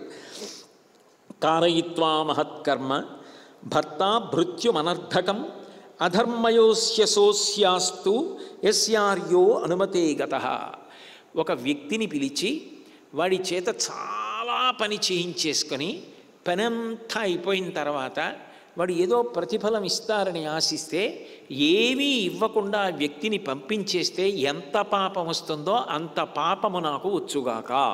ఎప్పుడు సీతారామ లక్ష్మణులు నాకు తెలిసి అరణ్యవాసానికి వెళ్ళిపోతే, యవ్వరాజ్యము నాకు తెలిసి మా అమ్మ కోరి ఉండి ఉంటే, పరిపాలయమానస్య రాజ్ఞో భూతాని పుత్రవత్ తతస్థం దృహ్యతాం పాపం యస్యార్యో అనుమతే గతః. పరమధార్మికంగా రాజు రాజ్యాన్ని పరిపాలిస్తుంటే, తన పిల్లల్లా ప్రజల్ని చూసుకుంటుంటే, అటువంటి రాజుకి ద్రోహం తలపెట్టినవాడు ఎటువంటి పాపమును పొందుతాడో అటువంటి పాపమును నాకు తెలిసి సీతారామ లక్ష్మణుల అరణ్యవాసమునకు వెళ్ళి ఉంటే, యవరాజ్య పట్టాభిషేకము నాకు తెలిసి వరముగా అడగబడి ఉంటే నేను పొందెదనుగాక. బలిషడ్భాగముద్ధృత్య నృపస్యా రక్షత ప్రజాః అధర్మో యస్య సోస్యాస్తు యస్యార్యో అనుమతే గతః. ప్రజలు పండించినటువంటి పంటలో కానీ సంపాదనలో కానీ 6వ వంతు ప్రజల దగ్గర పన్నుగా పుచ్చుకొని ప్రజల యొక్క యోగక్షేమములను విచారించినటువంటి రాజు ఎంత పాపాన్ని పొందుతాడో అంత పాపాన్ని నేను పొందెదనుగాక. సంసృత్య చ తపస్విభ్యః సత్రేవై యజ్ఞదక్షిణాం తాం విప్రలపతాం పాపం యస్యార్యో అనుమతే గతః. యజ్ఞయాగాది క్రతువులు సంకల్పం చేసి ఆ యజ్ఞం అయిపోయిన తర్వాత భూరిగా దక్షిణలు ఇస్తాడు యజమానిని ఆశపడి విప్రులు వచ్చి యజ్ఞం చేసేసిన తర్వాత వారికి అసలు ఏ దక్షిణ ఇవ్వకపోతే ఎంత పాపం వస్తుందో అంత పాపము నాకు సంక్రమించుగాక. హస్తస్వరథ సంబాధే యుద్ధే శస్త్ర సమాకులే మాస్మకార్షీ సతాం ధర్మం యస్యార్యో అనుమతే గతః. నేను గుర్రాలు ఏనుగులు మొదలైనటువంటి చతురంగ బలాలు యుద్ధానికి వెళ్ళినప్పుడు అందరూ యుద్ధం చేస్తుంటే యుద్ధరంగంలో యుద్ధం చెయ్యకుండా వెన్ను చూపించి పారిపోయి వెనక్కొచ్చేసినటువంటి వీరుడికి ఎంత పాపం వస్తుందో అంత పాపము నాకు కలుగుగాక. ఉపదిష్టం సుసూక్ష్మార్థం శాస్త్రం యజ్ఞేన ధీమతాః స నాశయతు దుష్టాత్మ యస్యార్యో అనుమతే గతః. గురువుగారు శిష్యుణ్ణి కూర్చోపెట్టుకొని కష్టపడి ఎంతో జాగ్రత్తగా అర్థమయ్యేటట్టు శాస్త్రాన్నంతటినీ బోధ చేసి ఏం చెప్పాను చెప్పు అని అడిగితే అశ్రద్ధ చేత అన్నీ మరిచిపోయిన శిష్యుడికి ఎటువంటి పాపం వస్తుందో అటువంటి పాపము నాకు సంక్రమించుగాక. మాచతం వ్యూఢ బహ్వంసం చంద్రార్క సమతేజసం ద్రాక్షీద్రాజ్యస్థమాసీనం యస్యార్యో అనుమతే గతః. నేను నిజంగా తెలిసే సీతారామ లక్ష్మణుల్ని అరణ్యవాసానికి పంపినవాడనైతే రాజ్యం నాకు కావాలి అన్న విషయం నాకు తెలిసి మా అమ్మ వరం అడిగి ఉంటే అంత చంద్ర సమానమైన తేజస్సు కలిగినవాడు, గుండ్రని భుజములు కలిగినవాడు రాముడు 14 సంవత్సరముల తర్వాత తిరిగి వచ్చి పట్టాభిషేకం చేసుకుంటుంటే నేను చూడకుండదనుగాక, అంటే నాకు అంతకాలము ఆయుర్దాయము లేకుండుగాక అని అట్లా అనేకమైన ఒట్లు పెట్టాడు. పాయసము, నువ్వులతో కూడుకున్నటువంటి అన్నము, పులగము, మేకమాంసము ఇటువంటివి తినేటప్పుడు అతిథి కానీ అభ్యాగతి కానీ వచ్చి ఉండగా వాళ్ళకి పెట్టకుండా తిన్నవాడు ఎవడున్నాడో వాడికి ఎటువంటి పాపం వస్తుందో అటువంటి పాపము నాకు సంక్రమించుగాక. అట్లాగే గురువును, తల్లిని, తండ్రిని నిందించేవాడు, దూషించేవాడు ఎటువంటి పాపాన్ని మూట కట్టుకుంటాడో అటువంటి పాపము నాకు సంక్రమించుగాక. అంతేకాదు ఇతరులు తనను నమ్మి ఇది మా మర్యాదకు సంబంధించిన విషయమని ఒక రహస్యాన్ని చెప్తే ఆ రహస్యాన్ని తనలో దాచుకోకుండా ఇతరుల మర్యాద పోయేటట్టుగా ఆ రహస్యాన్ని 10 మందికి ప్రచారం చేసిన వాడికి ఎటువంటి పాపం కలుగుతుందో అటువంటి పాపము నాకు సంక్రమించుగాక. తనకి చెయ్యకూడని పనులయందు వ్యామోహం కలిగినా కనీసం సిగ్గన్నా ఉండాలి, 10 మందికి తెలిసేలా చేస్తే బాగుండదని. ఆ సిగ్గు కూడా లేకుండా 10 మంది చూస్తే ఏమైందని సిగ్గు లేకుండా చేసేవాడు ఎటువంటి పాపం పొందుతాడో అటువంటి పాపము నాకు సంక్రమించుగాక. భార్య, బంధువులు, బిడ్డలు, సేవకులు ఇంతమంది ఉంటే ఎవ్వరికీ పెట్టకుండా షడ్రసోపేతమైన భోజనం తనొక్కడే చేస్తే ఏ పాపం వస్తుందో ఆ పాపము నాకు సంక్రమించుగాక. వివాహం చేసుకోకుండా ఉండిపోయి తాను చెయ్యవలసిన కర్తవ్యాలు నిర్వర్తించకుండా బిడ్డల్ని కనకుండా ఉంటే, అంటే ధార్మికమైన వివాహం ద్వారా వచ్చినటువంటి భార్య వలన సంతానమును పొందకుండానే శరీరాన్ని వదిలిపెట్టేస్తే అప్పుడు ఏ పాపం వస్తుందో ఆ పాపము నాకు సంక్రమించుగాక. ధర్మపత్ని ఉన్నప్పటికీ ఆమె యందు సంతానమును పొందకముందే అర్ధాయుష్కుడై వెళ్ళిపోతే వచ్చేటటువంటి దోషము నాకు సంక్రమించుగాక. అట్లాగే స్త్రీలు, బాలబాలికలు, వృద్ధులు అని చూడకుండా అటువంటి వారిని చంపితే ఏ పాపం వస్తుందో అటువంటి పాపము నాకు సంక్రమించుగాక. లాక్షయా మధుమాంసేన లోహేన చ విశేషణ చ సదైవ బిభ్రుయాత్ భృత్యాం యస్యార్యో అనుమతే గతః. లత్తుక, తేనె, మాంసము, లోహము, విషము ఇటువంటివి విక్రయించి ఆ ధనంతో భార్యాపుత్రుల్ని పోషిస్తే వచ్చేటటువంటి దోషం ఎటువంటిదో అటువంటి దోషమును నేను పొందెదనుగాక. అట్లాగే మాసిపోయిన బట్టలు, చినిగిపోయిన బట్టలు కట్టుకుని పుర్రె చేత్తో పట్టుకుని భిక్షాటన చేయవలసినంత పెద్ద పాపం ఎవరు చేసి అట్లా చేస్తున్నారో అంత పాపము నాకు సంక్రమించుగాక. అట్లాగే కామక్రోధములను అణుచుకోలేనివాడు, మద్యపానం చేసేవాడు, స్త్రీ సంగమమును అపేక్షించేవాడు, అంటే పరభార్య గమనమును అపేక్షించేవాడు, ఎప్పుడూ ద్యూతక్రీడ యందు అనురక్తమయ్యేవాడు, సత్కార్యముల యందు మనసు పెట్టనివాడు, అడ్డదిడ్డముగా గురువులను సంప్రదించకుండా తన బుద్ధికి తోచినట్టుగా దాన ధర్మములు చేసేవాడు, ఏ దోషమును పొందుతాడో అది నాకు సంక్రమించుగాక. ఎందుకనంటే గురువుల్ని సంప్రదించకుండా అని ఎందుకన్నారంటే, ఉంది కదా అని దానం చేస్తే అది పాపాత్ముడికి అంది, వాడు బలపడితే సమాజానికి హితము కలగదు. అందుకని గురుబుద్ధిర్ విశేషత, అందుకని ఆ మాట అన్నారు. అట్లాగే నేను ఎంతో కష్టపడి చీమ కూడపెట్టినట్టు ధనాన్ని సంపాదించిన వాడి ధనమంతా అగ్నిహోత్రమునందు ఆహుతైపోవడమో దొంగలెత్తుకుపోవడమో జరిగితే ఆ వ్యక్తి ఎంత బాధపడతాడో, అంత బాధకు కారణమైన ఏ పాపమో అతన్ని అలా దుఃఖపెట్టిందో అటువంటి పాపము నేను పొందేదనుగాక. అట్లాగే సూర్యభగవానుడు ఉదయిస్తున్న సమయంలో అస్తమిస్తున్న సమయంలో నిద్రపోయినవాడు ఏ పాపమును పొందుతాడో నాకు అటువంటి పాపము సంక్రమించుగాక. పరుల ఇండ్లకు నిప్పు పెట్టినటువంటి వాడికి ఏ పాపం వస్తుందో అటువంటి పాపము నాకు సంక్రమించుగాక. ఇంట్లో గృహదేవతలు ఉంటారు, ఆ దేవతలను ఆరాధించకుండా తిరస్కరించేటటువంటి వాడికి, తల్లిదండ్రులు జీవించి ఉండగా సేవించని వాడికి, వారి శరీరము విడిచిపెట్టిన తరువాత శ్రాద్ధకర్మలు చెయ్యని వాడికి ఎటువంటి పాపము కలుగుతుందో నాకు అటువంటి పాపము కలుగుగాక. సత్పురుషులు వారు అని తెలిసి కూడా వారిని దర్శించకుండా సేవించకుండా ఉన్నవాడికి ఏ పాపము కలుగుతుందో అది నాకు కలుగుగాక. ఇవన్నీ ఎందుకు అంటే ఆయనకి ఎంత బాధ కలిగిందో, ఎన్ని ఓట్లు పెట్టాడు. ఇవి మన వలన జరగకూడదని మనం తెలుసుకోవడం. అందుకని ఆ సర్గ అంతా కూడా నేను వివరంగా చెప్తున్నాను. రామాయణం అంటేనే ధర్మం, అది చెప్పనప్పుడు రామాయణం దేని కొరకు చెప్తున్నట్టు. కాబట్టి నియమంగా ఆచరించవలసినటువంటి కార్యక్రమములన్నింటినీ కూడా చేసినటువంటి వాడెవరో వాడు సద్గతి వైపు వెడతాడు. అట్లా వెళ్లకుండా దుర్గతుల వైపు వెళ్ళిపోవడానికి ఏ పాపములు చేస్తారో ఆ పాపములు చేసిన వాడికి చెందిన ఫలితములు ఎటువంటివో అటువంటివి నాకు సంక్రమించుగాక. అట్లాగే ఎప్పుడూ చాలా దరిద్రంతో ఉంటూ చాలామంది సంతానం ఉండి, సంతానం ఎప్పుడు జ్వరపీడితులై అనారోగ్యంతో ఉండి వాళ్ళకి వైద్యం చేయించలేక నిరంతరం నిత్యం ప్రతి క్షణం బాధపడే వ్యక్తి ఎంత పాపము వలన అటువంటి దుఃఖమును పొందుతున్నాడో అంత పాపము నాకు సంక్రమించుగాక. అట్లాగే దీనుల యొక్క ఆశలు బొమ్మైపోయేటట్టుగా వారు ఆశతో వచ్చి నిలబడి పైకి చూస్తూ ఏదో ఇస్తారని ఆశపడుతూ ఉంటే వాళ్ళని తరిమి కొట్టినవాడు ఎటువంటి పాపమును పొందుతాడో అటువంటి పాపమును నేను పొందెదను కాక అని. అట్లాగే ఋతుస్నాతాం సతీం భార్యాం ఋతుకాలానురోధినీం అతివర్తేత దుష్టాత్మా యస్యార్యోనుమతే గతః. ఋతుస్నాత అయినటువంటి భార్యతో సంగమాన్ని అనుభవించకుండా తిరస్కరించినటువంటి వాడు ఎటువంటి పాపమును పొందుతాడో అటువంటి పాపమును నేను పొందెదనుగాక. ధర్మదారాన్ పరిత్యజ్య పరదారాన్ నిషేవతాం త్యక్త ధర్మరతిర్మూఢో యస్యార్యోనుమతే గతః.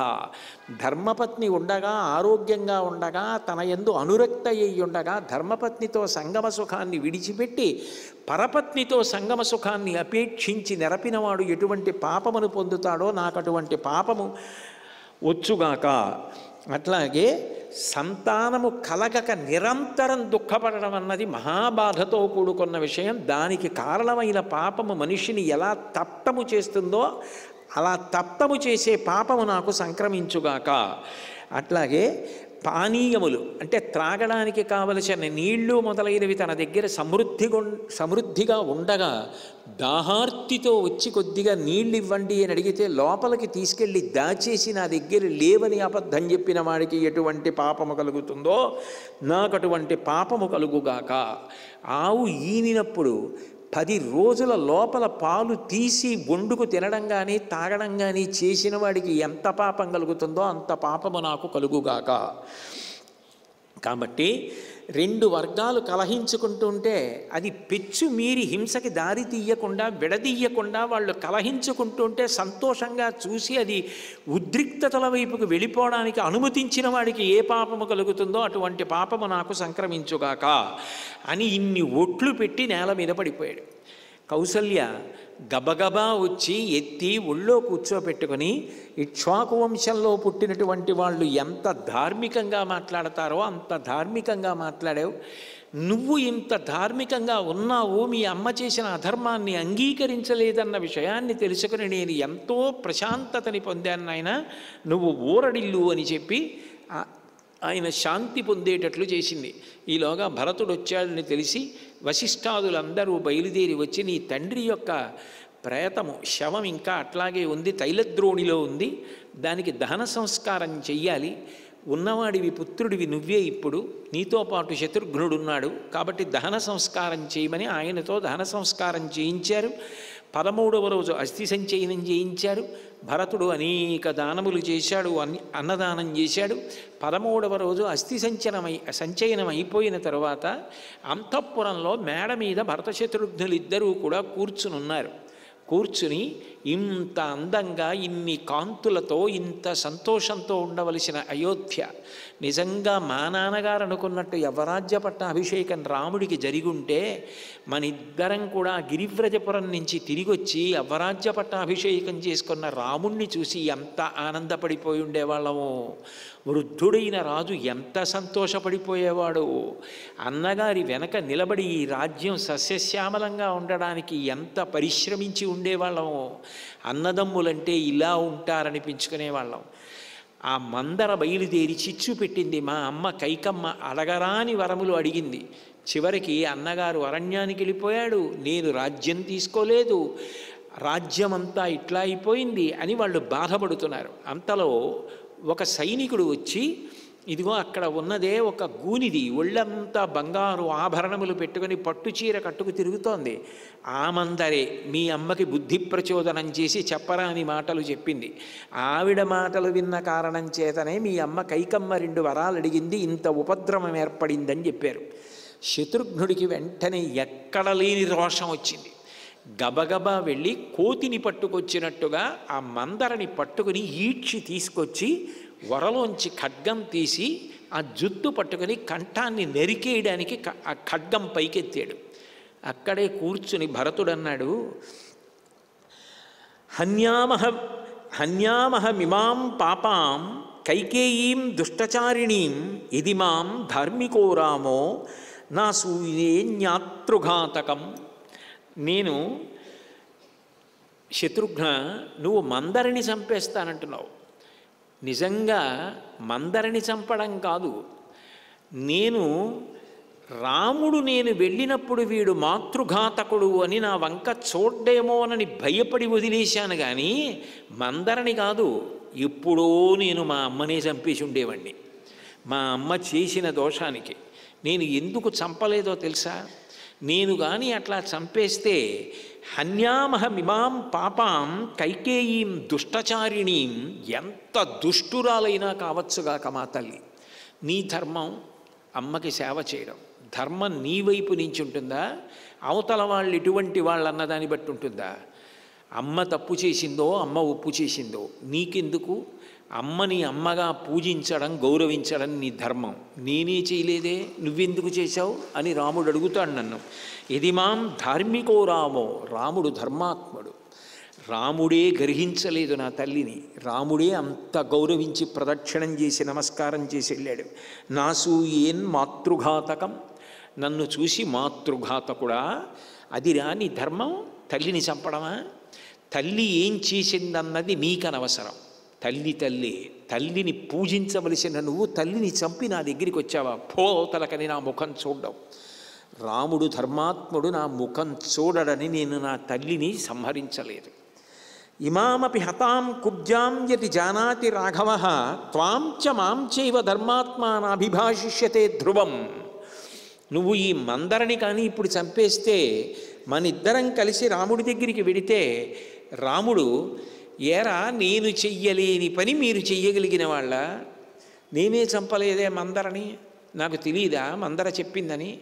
అంటే మందర తప్పు చెప్తే వినేసేటంతటి బలహీన మనస్కురాలు మా అమ్మ కైకమ్మ అన్నట్లే కదా మందరని చంపడం అంటే.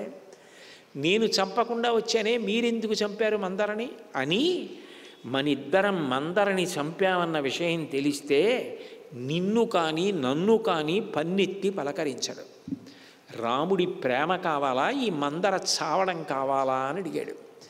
ఇంత కోపంతో ఉన్న శత్రుఘ్నుడు ఇంత జుత్తు పట్టుకుని కంఠం నరికేయడానికి సిద్ధంగా ఉన్నవాడు, ఈ మందర సంగతి ఎవరికి కావాలి, రాముడు కావాలని కత్తి అవతల పారేసి తిరిగి వచ్చేసాడు.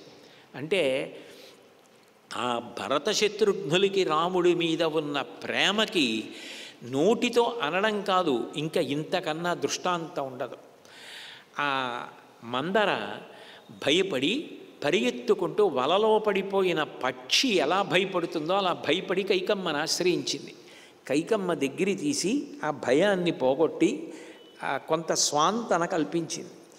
ఆ భరతుడి దగ్గరికి వశిష్ఠాదులందరూ వచ్చి, మీ అన్నగారు అరణ్యవాసానికి వెళ్ళిపోయాడు, మీ తండ్రి గారు జీవించి ఉండగానే నీకు యవ్వరాజ్య పట్టాభిషేకం జరగాలి అని నిర్ణయం చేశారు, కాబట్టి అభిషేక సంభారాలన్నీ కూడా సిద్ధం చేశాం, నువ్వు వచ్చి యవ్వరాజ్య పట్టాభిషేకం చేసుకో అన్నారు. ఆయన వెంటనే వెళ్ళి అభిషేక సంభారానికి అంతటికీ ప్రదక్షిణం చేసి, ఈ అభిషేకం మా అన్నగారికి జరగాలి, నాకు కాదు. మా అన్నగారు అరణ్యవాసానికి వెళ్ళాడు, కానీ మీరు సేననంతటినీ సమాయత్తం చేయండి. నేను ఒక్కడే విడితే వినకపోవచ్చు. తల్లి కౌసల్య, సుమిత్ర, కైకేయి, చతురంగ బలాలు, వశిష్ఠుడు, జాబాలి, కాశ్యపుడు, మార్కండేయుడు అందరూ బయలుదేరి రావాలి. అందరం కలిసి మా అన్నగారి దగ్గరికి వెళ్ళి బ్రతిమాలుకుందాం. అవసరమైతే మా అన్నగారికి రాజ్యాన్ని పట్టాభిషేకం అక్కడే చేసేద్దాం, రాజుగా తీసుకొద్దాం. మా అన్నకి బదులుగా నేను 14 సంవత్సరములో అరణ్యవాసం చేస్తాను.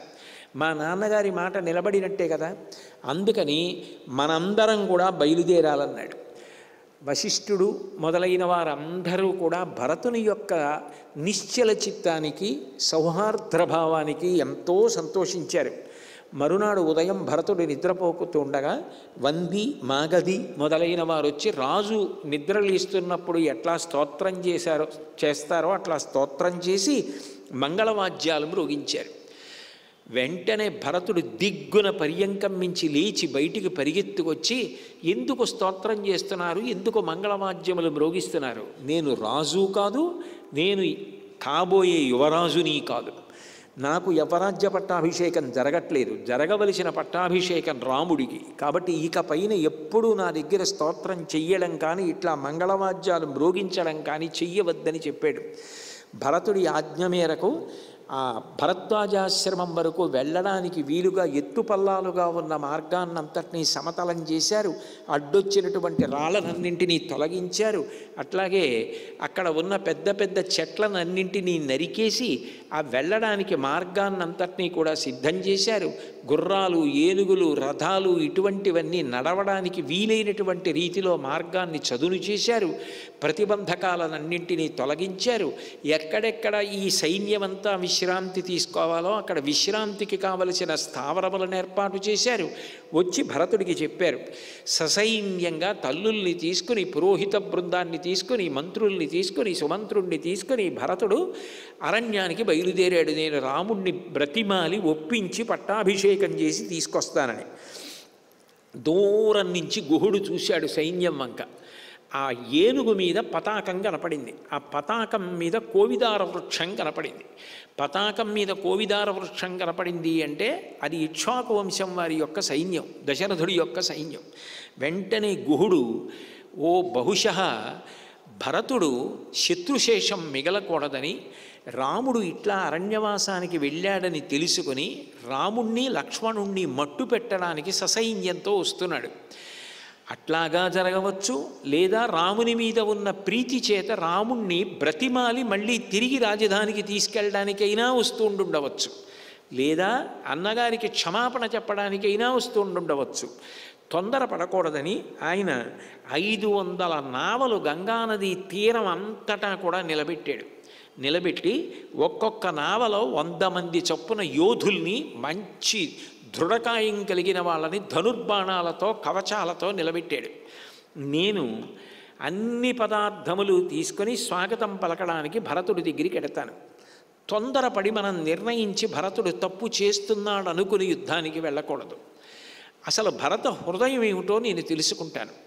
భరతుడు రాముణ్ణి మట్టు పెట్టడానికి వచ్చినది నిజమైతే గంగ దాటడు. గంగ దాటితే కదా భరద్వాజాశ్రమానికి వెళ్ళడం. మీరందరూ గంగానది తీరంలో నది వెంబడి మొహరించి భరతుడి యొక్క సైన్యాన్ని మట్టు పెట్టండి. ఒకవేళ భరతుడు రాముని యందు ప్రీతితో వచ్చి ఉంటే భరతుడు రాముడు ఎక్కడ ఉన్నాడో అక్కడికి వెళ్ళడానికి మార్గాన్ని మనం చూపించి గంగ దాటిద్దాం.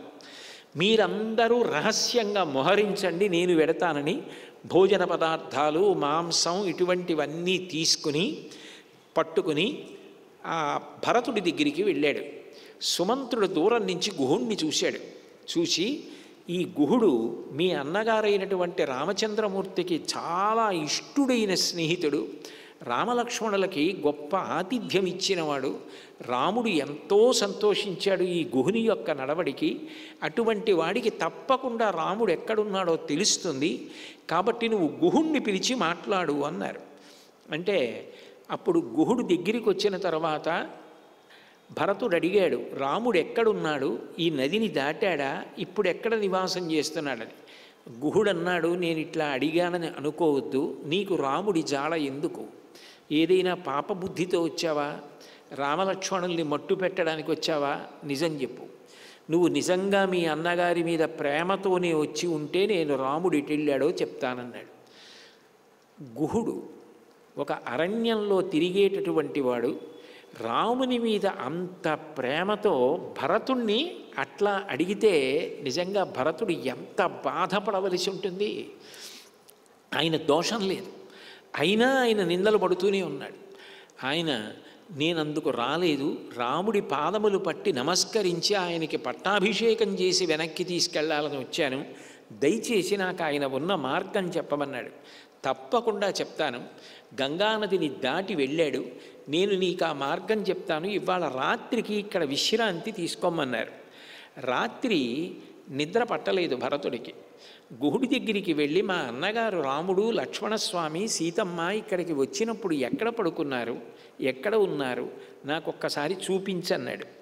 గుహుడు ఒక ఇంగుదీ వృక్షం దగ్గరికి తీసుకెళ్ళి, ఇదిగో అక్కడ గడ్డి పరుపు ఉందే, ఆ గడ్డి పరుపు మీదే మీ అన్నయ్య రాముడు పడుకున్నాడు, ఆ పక్కనే సీతమ్మ పడుకొని నిద్రపోయింది, ఈ పక్కన వేసిన గడ్డి పరుపు లక్ష్మణుడి కోసం వేశాం అని లక్ష్మణుడి యొక్క గొప్పతనాన్ని భరతుడికి చెప్పాడు. అచచ క్షేద సద్భావం లక్ష్మణస్య మహాత్మన భరతాయ అప్రమేయాయ గుహో గహనగోచర. నిజానికి భరతుడు, రాముడు, లక్ష్మణుడు, శత్రుఘ్నుడు కలిసి పుట్టినవాళ్ళు, వాళ్ళకి తెలుసు కదా ఒకరి గుణాలు ఒకరికి. కానీ గుహుడి ప్రేమ అటువంటిది, అంత ప్రేమ కలిగినవాడు రామలక్ష్మణుల యందు. కాబట్టి ఆ రాముణ్ణి లక్ష్మణుడు ఎంత గొప్పగా అనుగమించాడో తెలుసా. ఆ రోజు రాత్రి నేను ఇక్కడ శయ్య ఏర్పాటు చేసి లక్ష్మణ పడుకో అంటే, కథం దశరథౌ భూవౌ శయనే సహసీతయా శక్త్యా నిద్రామయా లుబ్ధుం జీవితం వా సుఖాని వా. ఎట్లా పడుకోను, జీవితము సుఖము కలుగుతాయా?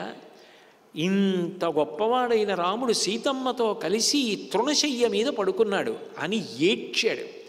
రాత్రంతా నిలబడే ఉన్నాడు, నిలబడి రాముడి యొక్క గుణములు చెప్తూనే ఉన్నాడు. అంత గొప్పవాడు.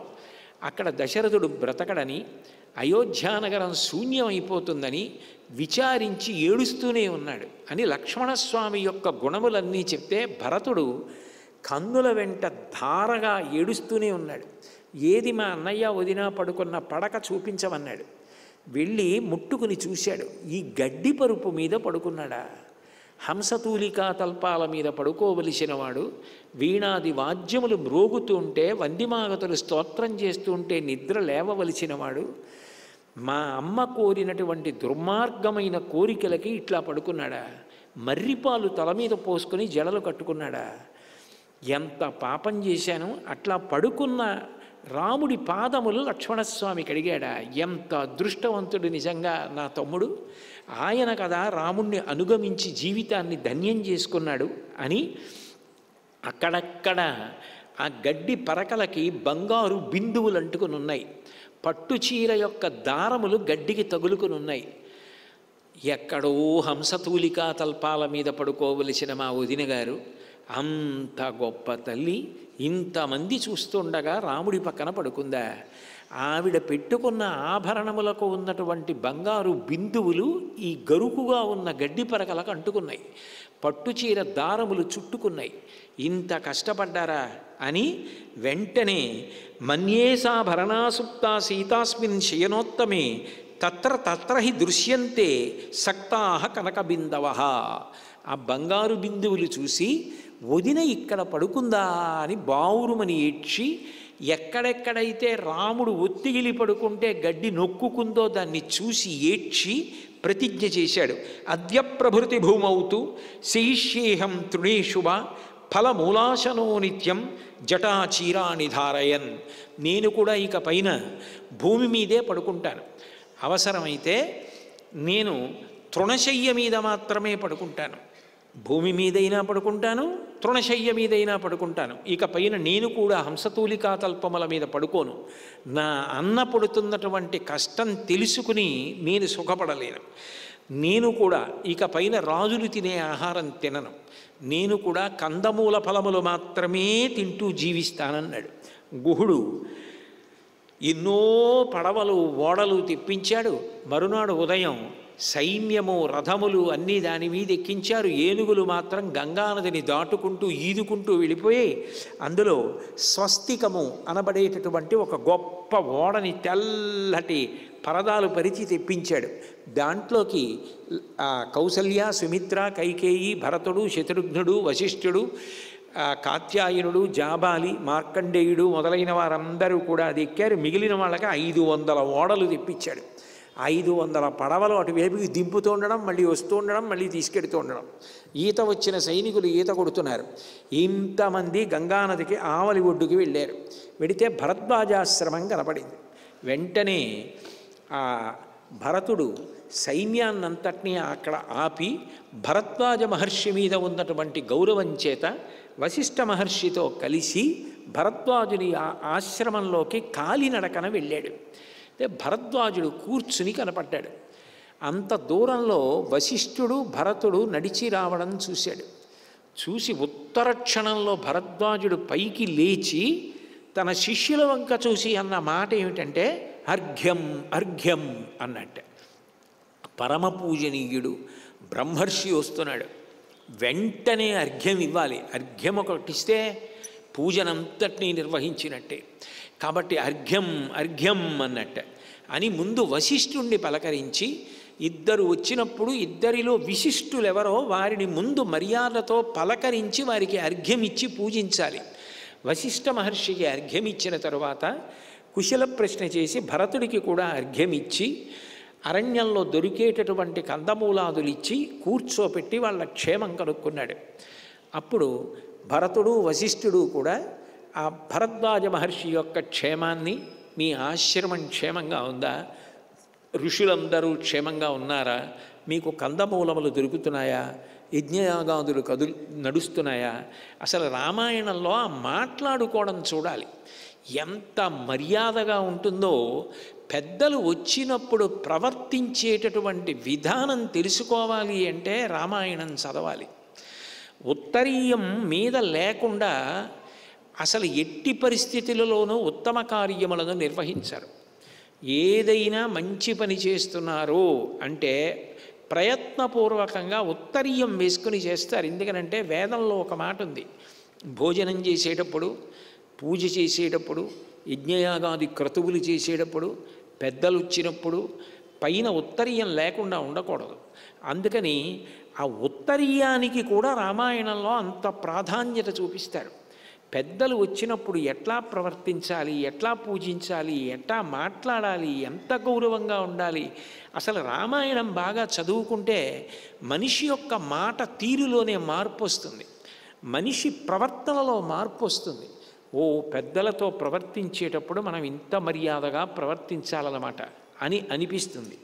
కాబట్టి కూర్చోపెట్టి భరద్వాజుడు మాట్లాడుతూ అన్నాడు, కిమిహాగమనే కార్యం తవ రాజ్యం ప్రశాసత ఏతదాచ క్షమే సర్వం నహిమే శుద్ధ్యతే మనః. భరద్వాజుడికి తెలుసు దశరథుడు మరణించాడని, భరతుడికి యవరాజ్య పట్టాభిషేకం చెయ్యాలని నిర్ణయించాడని కూడా తెలుసు, భరతుడు తీసుకోలేదని కూడా తెలుసు. రాముడి కోసం వస్తున్నాడని తెలుసు. అయినా శోధన చేయడం కోసం, భరతుడి చిత్తశుద్ధి తెలుసుకోవడం కోసం ఒక ప్రశ్న వేశాడు. నువ్వు రాజ్యాన్ని పరిపాలించే రాజువి కదా, నువ్వు ప్రజల యోగక్షేమములు చూస్తూ అయోధ్యలో కదా ఉండాలి. నువ్వు అయోధ్య విడిచిపెట్టి అరణ్యానికి ఎందుకు వచ్చావు? ఇక్కడ నీకేం పని? రాజు రాజధానిలో ఉండకుండా అరణ్యానికి చతురంగ బలాలతో ఎందుకు వచ్చాడు? నీ ప్రవర్తన చూస్తే నాకేదో శంక కలుగుతోంది, దేనికి వచ్చావు అని అడిగాడు.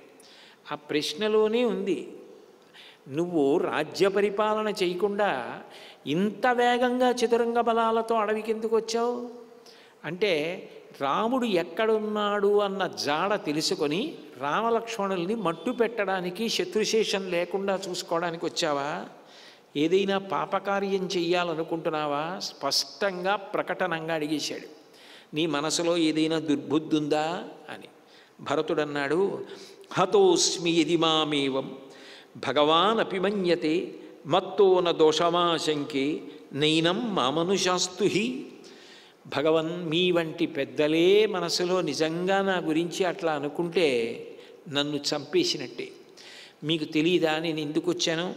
నేను కేవలం రామచంద్రమూర్తి పాదములు పట్టి నమస్కరించి తిరిగి రాజధానికి ఆహ్వానించి పట్టాభిషేకం చెయ్యాలని వచ్చాను. నా యందు ఏ దోషం లేదు. వరములు అడిగినది మా అమ్మ. ఆ వరములు అడిగినప్పుడు నేను అక్కడ లేను. ఆమె తిరిగి వచ్చిన తర్వాత చెప్పినా నేను రాజ్యాన్ని అంగీకరించలేదు. కాబట్టి రాముణ్ణి తీసుకెళ్లడం కోసం వచ్చాను. రాముడు ఎక్కడున్నాడో చెప్పండి అని అడిగాడు. అడిగితే భరద్వాజుడు అన్నాడు, జానీచ రామం ధర్మజ్ఞం ససీతం సహలక్ష్మణం అసౌ వసతితే భ్రాత చిత్రకూటే మహాగిరౌ. రామలక్ష్మణులు సీతమ్మతో కలిసి ఎక్కడున్నారో నాకు తెలుసు, తప్పకుండా చెప్తాను. వాళ్ళు చిత్రకూట పర్వత శిఖరం మీద ఉన్నారు. అయితే ఇవాళ నువ్వు ఇక్కడ ఉండు, ఇక్కడ ఉండి నా ఆతిథ్యం తీసుకో. ఆతిథ్యం తీసుకున్న తర్వాత బయలుదేరి నువ్వు చిత్రకూటానికి వెళ్ళి రాముణ్ణి బ్రతిమాలి తీసుకెళ్ళి పట్టాభిషేకం చేద్దువుగానివి అన్నాడు. తప్పకుండా ఉంటానన్నాడు. ఒక పక్క శోధన నడుస్తూ ఉంటుంది. అంటే వద్దు వద్దు అనడం ఒకెత్తు, వద్దు అనడం ఒకెత్తు. వద్దు అన్న పదార్థం ఎదురుగుండా వచ్చి నిలబడింది అనుకోండి, అయినా తిరస్కరించి చిత్తశుద్ధితో నిలబడగలగడం ఒకెత్తు. నాకు ఏమీ వద్దండి అనడం ఒకెత్తు. కానీ ఎదురుగుండా తీసుకొచ్చి పెట్టిన తరువాత, అంటే అది ఒక్కొక్కసారి పరమ యోగ్యులైనటువంటి వారు ఆశీపురస్సరంగా ఇచ్చినటువంటి పెద్దల దగ్గర ఆశీర్వచనంగా ఓ జత బట్టలు తీసుకోవద్దు, కసిన పళ్ళు తీసుకోవద్దని కాదు నా ఉద్దేశ్యం. అదేంటి లౌల్యమునకు వశపడకుండా నిగ్రహించుకోగలగడం అన్నది చాలా కష్టం. అది భరతుడు చెయ్యగలడా? ఇప్పటి వరకు అయోధ్యలో ఉన్నాడు. అయోధ్యలో ఉన్నాడు కాబట్టి నాకు రాజ్యమొద్దు రాజ్యమొద్దు రాజ్యమొద్దు అంటున్నాడు. కాబట్టి సభ తీర్చడు, సింహాసనం మీద కూర్చోడు, రాజుగా ప్రవర్తించట్లేదు.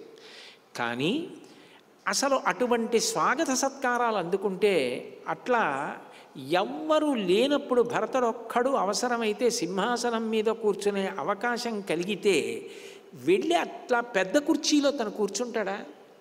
చూద్దాం అని ఒక పరీక్ష పెట్టాడు. ఈ దేశంలో ఋషుల యొక్క తపో బలం ఎంత గొప్పదో చూపించాడు. తపస్సు చేత సాధించలేని విషయం లేదు. అందుకే మీరు వాంగ్మయం పరిశీలిస్తే మొట్టమొదటి మాట ఏమిటంటే తప. తపించుట ద్వారా సాధించలేని కార్యము లేదు. తపించుట అంటే నేను మీకు మొట్టమొదటే చెప్పాను, తపస్వాధ్యాయ నిరతం తపస్వి వాగ్విదాంబరం ఆ శ్లోకంలో.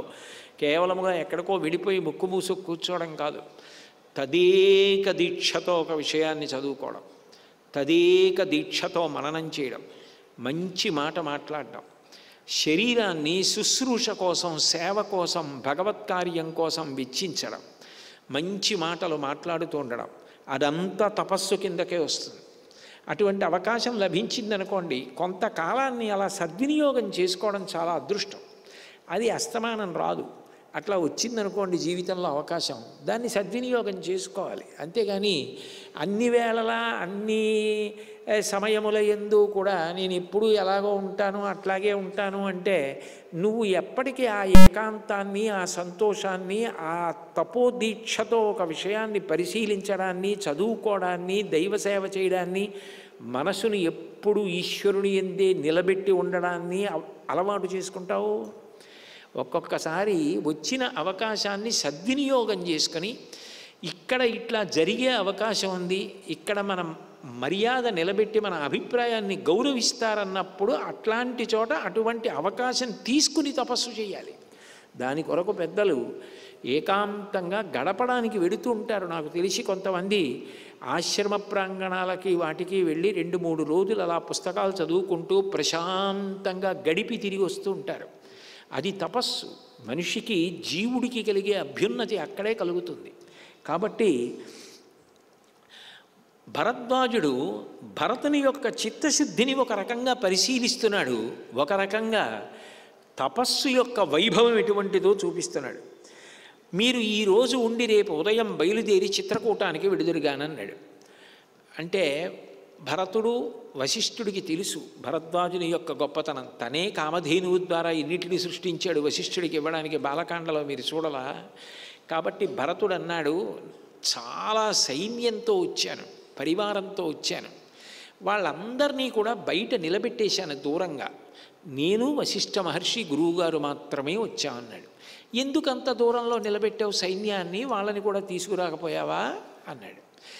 ఏదైనా ఒక పని చేస్తే దాని వెనక ఎంత పవిత్రమైన కారణం ఉన్నది అన్నది తెలుసుకుంటే అవతల వారి యొక్క మనసులో ఉన్న పవిత్రత తెలుస్తుంది. అంత సైన్యాన్ని లోపలికి తీసుకొస్తే ఏనుగులు, గుర్రాలు మొదలైనవి మీరు పెంచిన చెట్లవి పాడి చేస్తాయి, ఈ భూమిని అంతటిని తొక్కేస్తాయి, కొమ్మలవి విరిచేస్తాయి, మలమూత్రములు విసర్జిస్తాయి, ఆశ్రమ ప్రాంగణం పాడవుతుంది. ఇంత పవిత్రమైన ప్రాంగణాన్ని పాడు చేయకూడదు, అందుకని దూరంగా నిలబెట్టి నేను కాలినడకన లోపలికి వచ్చానన్నాడు. అంటే భరద్వాజుడు అన్నాడు, నువ్వు వాళ్ళందరినీ కూడా రమ్మను, అందరికీ ఆతిథ్యం ఇస్తానన్నాడు. అంటే భరతుడు అన్నాడు, మీకు అరణ్యంలో ఆశ్రమంలో దొరికే కందమూలాలు తేనె మాకు ఇచ్చారుగా, చాలు, అంతమందికి ఎలా పెడతారు అన్నాడు. ఎలా పెడతారన్నది నీకెందుకు, అంతమందికి పెడతాను రమ్మను అన్నాడు. భరద్వాజ మహర్షి లాంటి మహర్షి ఆదేశిస్తే కాదనగలిగిన వాళ్ళు ఎవరు? అందుకని సైన్యాన్నంతటినీ రమ్మన్నాడు. సైన్యం, గుర్రాలు, ఏనుగులు, చతురంగ బలాలు అన్నీ ఆశ్రమంలోకి వచ్చేసాయి. వెంటనే భరద్వాజుడు ఏం చేస్తాడు, ఎట్లా పెడతాడు అని అనుమానం ఉంటుంది కదా. భరద్వాజుడు అగ్నిగృహంలోకి వెళ్ళాడు. అగ్నిగృహం అంటే నిత్యాగ్నిహోత్రం చేసే ప్రదేశం.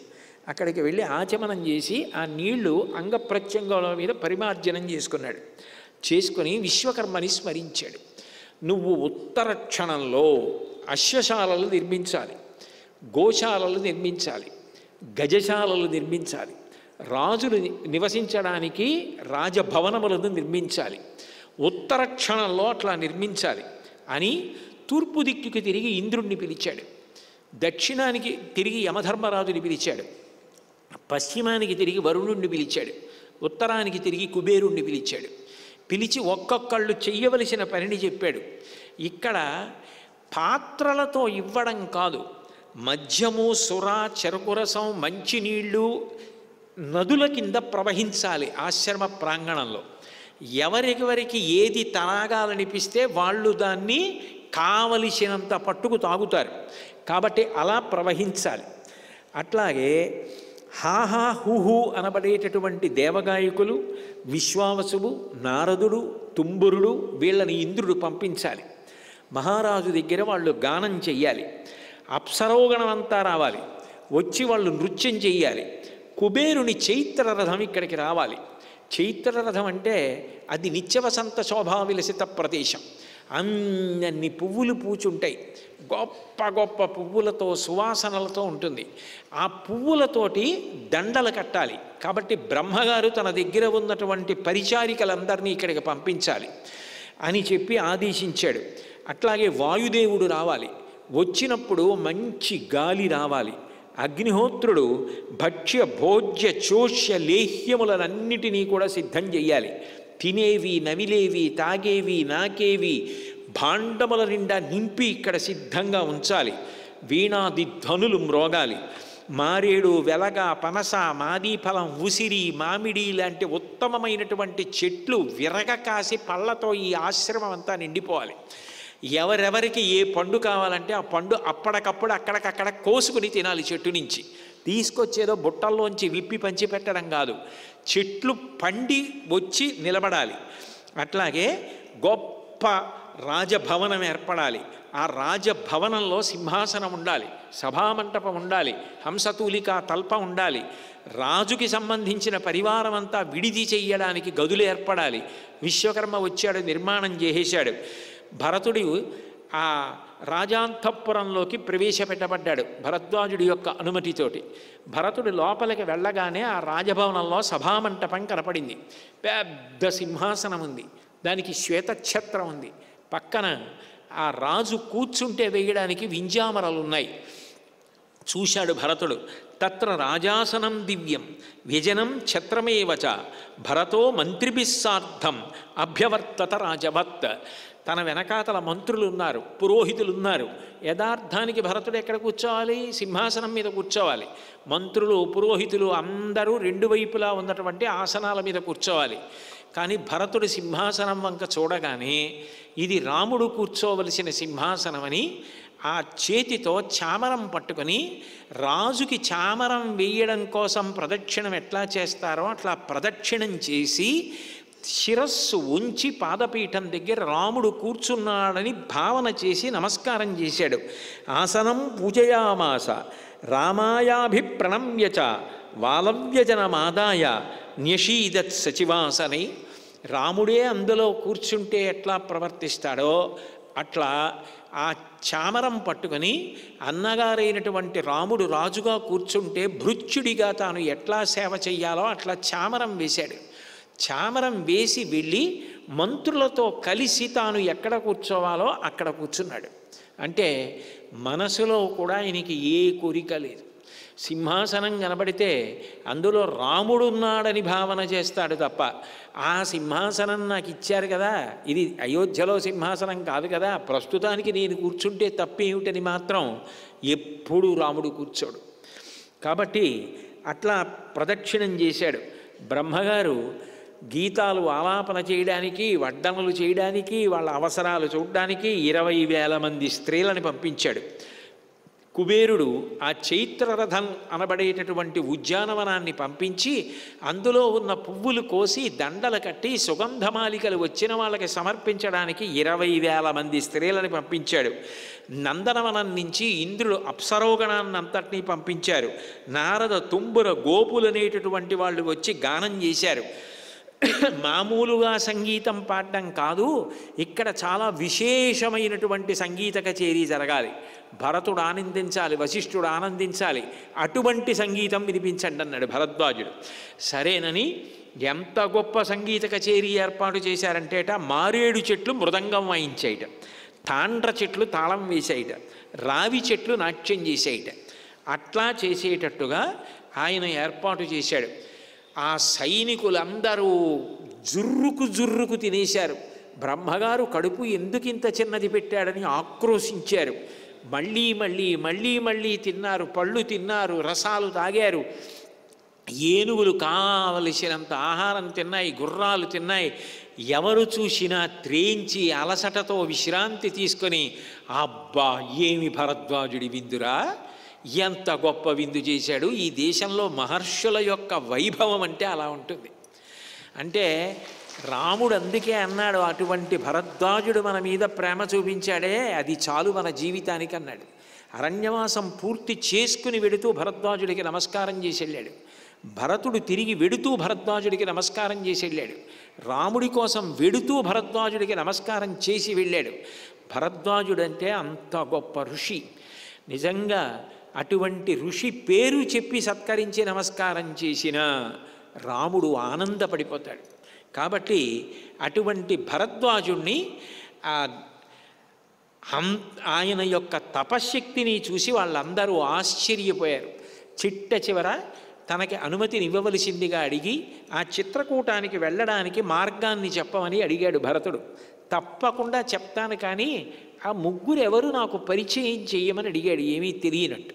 కౌసల్య, సుమిత్ర, కైకేయి భరతుడి పక్కన నిలబడి భరద్వాజుడికి నమస్కారం చేశారు. వాళ్ళ ముగ్గురు ఎవరు అని అడిగాడు.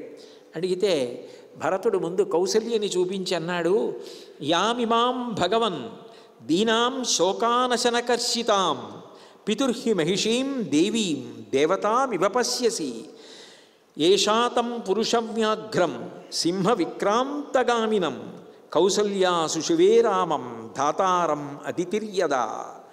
ఈమె కౌసల్య, దశరథ మహారాజు గారి యొక్క పట్టమహిషి, దేవతాస్త్రీ వంటిది. ఈమె దశరథుడు మరణించిన తరువాత ఏమి తినక ఇట్లా శుష్కించిపోయింది. ఈమె పురుషులలో శార్దూలము వంటివాడు, సింహం ఎట్లా నడుస్తుందో అట్లా నడవగలిగినటువంటి వాడు, పరమ పురుషుడైనటువంటి రామచంద్రమూర్తిని కన్న తల్లి. ఈమె దేవతలకు అదితి ఎటువంటిదో మా అందరికీ అటువంటిది అని కౌసల్యని పరిచయం చేశాడు. సుమిత్ర వంక తిరిగి, అస్యా వామభుజం శ్లిష్ట ఏషా తిష్టతి దుర్మనాః ఇయం సుమిత్రా దుఃఖార్త దేవీ రాజ్ఞశ్చ మధ్యమ కర్ణికారస్య సాఖేవ శీర్ణపుష్పా వనాంతరే. ఈమె ఈ పువ్వులు రాలిపోయి, మొగ్గలు రాలిపోయి, ఆకులు రాలిపోయి ఎండిపోయినటువంటి ఒక గన్నేరు కొమ్మ ఎట్లా ఉంటుందో అలా శుష్కించిపోయి, అస్యా వామభుజం శ్లిష్ట, కౌసల్య యొక్క ఎడమ భుజాన్ని ఆనుకుని నీరసంగా నిలబడి ఉందే, ఇయం సుమిత్రా దుఃఖార్త దేవీ రాజ్ఞశ్చ మధ్యమ, దశరథ మహారాజు గారి యొక్క రెండవ భార్య. కర్ణికారస్య సాఖేవా శీర్ణపుష్ప వనాంతరే, ఎండిపోయినటువంటి ఆ పుష్పములు రాలిపోయిన గన్నేరు కొమ్మలా ఉంది ఈవిడ అని సుమిత్రని పరిచయం చేశాడు. మూడవది కైకమ్మ.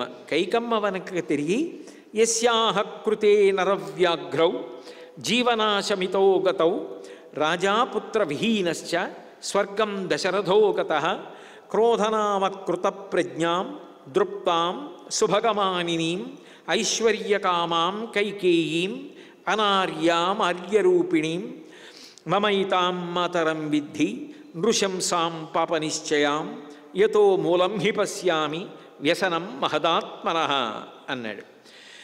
ఈమె కైకేయి. ఈమె ఎటువంటిది అంటే, ఈమె వలన మహాత్ముడైనటువంటి దశరథ మహారాజు గారు మరణించాడు. భర్త మరణానికి కారణమై అంత పాపాన్ని మూటగట్టుకున్నది. అంతేకాదు, బ్రతికున్న చివరి రోజులలో కళ్ళ ముందు పెద్ద కొడుకు లక్ష్మణస్వామి, పెద్ద కోడలు కనపడకుండా చేసినటువంటి పాపజీవనం ఉన్నది. దాని వలన బెంగ పెట్టుకుని భర్త మరణించాడు. అంత గొప్ప బహుమానం ఇచ్చింది భర్తకి. క్రోధనామాకృత ప్రజ్ఞాం, క్రోధమునకు మారుపేరుగా ఉంటుంది. దృప్తాం, చాలా గర్వం కలిగినటువంటిది. సుభగమానిని, నేను సౌందర్యరాశిని అని ఆమెకు ఒక అపోహ. ఐశ్వర్యకామాం కైకేయీం, ఎప్పుడూ నాకు ధనం కావాలి ధనం కావాలి అని కోరుకుంటూ ఉంటుంది. అనార్యాం ఆర్యరూపిణీం, చాలా క్రూరురాలు, మంచి బుద్ధి కలిగినది కాదు, కానీ మంచి బుద్ధి కలదానిలా కనపడుతూ ఉంటుంది. మమైతాం మాతరం విద్ధి, నా అదృష్టం ఆమె నా తల్లి. నృశంసాం పాపనిశ్చయాం, క్రూరురాలు, ఎప్పుడు పాపమును చెయ్యాలని ఆలోచిస్తూ ఉంటుంది. యతో మూలం హి పశ్యామి వ్యసనం మహతాత్మనః. ఇవాళ ఇంత పెద్ద ఆపద ఏర్పడడానికి మేమందరం బయలుదేరి రాముణ్ణి బ్రతిమాలి పట్టాభిషేకం చెయ్యాలని బయలుదేరడానికి కారణమైనది ఈమెయే. ఈమె నా తల్లి కైకేయి అని పరిచయం చేశాడు. అసలే సిగ్గుపడిపోతున్న కైకేయి ఆ పరిచయానికి ఎంత బాధపడి ఉంటుంది. ఆమె భరద్వాజుని యొక్క పాదములను స్పృశించి నమస్కరించింది. అన్నీ తెలుసు భరద్వాజుడికి, తెలిసి అడిగాడు. అడిగి భరతుడి వంక చూసి అన్నాడు, ఈమె గురించి నువ్వు ఇట్లా చెప్పావు కదా. భరద్వాజో మహర్షిస్తం బృహంతం భరతం తదా ప్రత్యువాచ మహాబుద్ధి ఇదం వచనమర్థవత్. కంఠం గాద్గదికమైపోయి, భరత నీ తల్లి ఇటువంటిదని నువ్వు బాధపడుతూ మాట్లాడుతున్నావు కదా, నీకొక్క విషయం చెప్తాను, జాగ్రత్తగా విను. ఇది నిశ్చయాత్మకంగా మనసులో పెట్టుకో. నదోషేణావగంతవ్య కైకేయీ భరతత్వయ రామ ప్రవ్రాజనం హేతత్ సుఖోదర్కం భవిష్యతి. ప్రస్తుతానికి చూసినప్పుడు కైకమ్మ చేసినటువంటి పని వలన అందరూ దుఃఖపడుతున్నారని, కైకమ్మే దీనికి కారణమని అనిపిస్తుంది.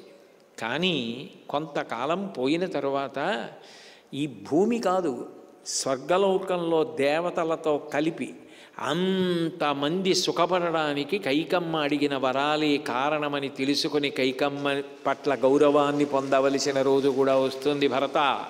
అందుకని తొందరపడి కైకమ్మ విషయంలో నువ్వు నిర్ణయం తీసుకుని ఆమె తప్పు చేసినదని భావన చెయ్యవద్దు. దేవానాం దానవానాంచ ఋషీణాం భావితాత్మనాం హితమేవ భవిష్యద్ధి రామ ప్రవ్రాజనాదిహ. రాముడు అరణ్యవాసానికి వెళ్ళిపోయాడు, దానికి కారణము ఈ కైకమ్మే అని నువ్వు బాధపడుతున్నావు కదా. ఆ రాముడు అరణ్యవాసానికి వెళ్ళిన కారణం చేత రాముడు కష్టపడుతున్నాడని మాత్రమే నువ్వు అనుకుంటున్నావు. కానీ దేవతలు, దానవులు, ఋషులు అందరూ కూడా ఎంతో సంతోషించడానికి కారణము రాముని యొక్క అరణ్యవాసమే అవుతుంది. రాముడు అట్లా అరణ్యవాసానికి వెళ్ళకపోతే దేవతలు, ఋషులు, భూమి, స్వర్గము ఇంతమంది సంతోషించడానికి కారణం ఏర్పడదు.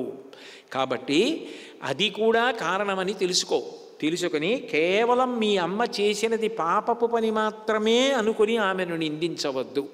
ఆమె వలన ఒక ఉత్తమ కార్యం కూడా జరుగుతోందని గుర్తించు అని అన్యాపదేశంగా చెప్పి ఆమె యందు ఇక పైన కర్కశముగా ఉండవద్దన్నట్టుగా హితోపదేశం చేసి పంపించాడు. మేము చిత్రకూటానికి ఎటువైపు వెళ్ళాలి అంటే దారి చెప్పి భరద్వాజుడు వీడ్కొలిపాడు. ఆ భరద్వాజుని యొక్క తపశ్శక్తి, ఆయన ఇచ్చిన విందు ఇప్పటికీ, అందుకే లోకంలో మాట ఉంది, ఎవరైనా అసలు కని విని ఎరగని విందు వచ్చిన వాళ్ళకి అంతమందికి అంత ప్రేమగా పెట్టడం అంటే వడ్డించడం. అట్లా వడ్డించి అంత ప్రేమగా బ్రహ్మగారు పంపించారు కదండి 20,000 మందిని, కుబేరుడు పంపించాడు 20,000 మందిని దండలు కట్టడానికి. అంత ప్రేమగా అడిగి పెట్టడం, అంతేగాని పళ్ళెం ఇచ్చి వెళ్ళి తీసుకు తినండం కాదు సుమండి. కాబట్టి అంత గొప్పగా విందు భరద్వాజుడు ఏర్పాటు చేశాడు. కాబట్టి లోకంలో ఇప్పటికీ ఒక మాట ఉంది, ఎవరైనా అంత గొప్పగా అంతమందిని కూర్చోపెట్టి భోజనాలు పెట్టారనుకోండి, భరద్వాజ విందు చేశాడు రా అంటారు. అంటే ఈ దేశంలో మహర్షుల యొక్క తపశ్శక్తి ఎంత గొప్పది అన్నది చెప్పడానికి భరద్వాజుడు రామాయణంలో ఒక మెరుపు. ఆ భరద్వాజుడి ఆశీర్వచనం ఉండి తీరాలని రాముడంతటి వాడు కోరుకున్నాడు. ఆ భరద్వాజుడు చూపించినటువంటి దారిలో భరతుడి సైన్యం, వశిష్ఠుడు, కౌసల్య, సుమిత్ర, కైకేయి అందరూ కూడా చిత్రకూటానికి బయలుదేరారు. ఇక్కడ దశరథుడు మరణించాడని కానీ, భరతుడు బయలుదేరాడని కానీ, తన దగ్గరికి వస్తున్నాడని కానీ రాముడికి తెలిసే అవకాశం లేదు. రాముడు సీతమ్మతో కలిసి ఆ చిత్రకూట పర్వతం మీద విహరిస్తున్నాడు. అక్కడ ఉన్న తేనెపట్లు, అక్కడ ఉన్న పువ్వులు, అక్కడ ఉన్న పళ్ళు, అక్కడ ఉన్న చెట్లు, ఆ ప్రకృతి సౌందర్యం ఇవన్నీ కూడా వర్ణిస్తూ ఉంటాడు. వర్ణిస్తూ సీతమ్మతో కలిసి ఆనందపడిపోతూ ఒక మాట అన్నాడు, అనేన వనవాసేన మయా ప్రాప్తం ఫలద్వయం పితుశ్చాన్ రుణతాధర్మే భరతస్య ప్రియం తథా. సీత, ఈ అరణ్యవాసం చేసిన కారణం చేత నాకు 2 ఉత్తమమైనటువంటి ఫలితములు లభించాయి. ఒకటి, మా నాన్నగారికి రుణపడిపోకుండా నేను నిలబడగలిగాను. ఎందుకనంటే నేను రాజ్యమే కోరుకుని ఉంటే మా నాన్నగారికి అసత్య దోషం వచ్చి ఉండేది, ధర్మం తప్పిన వారు అయి ఉండేవారు.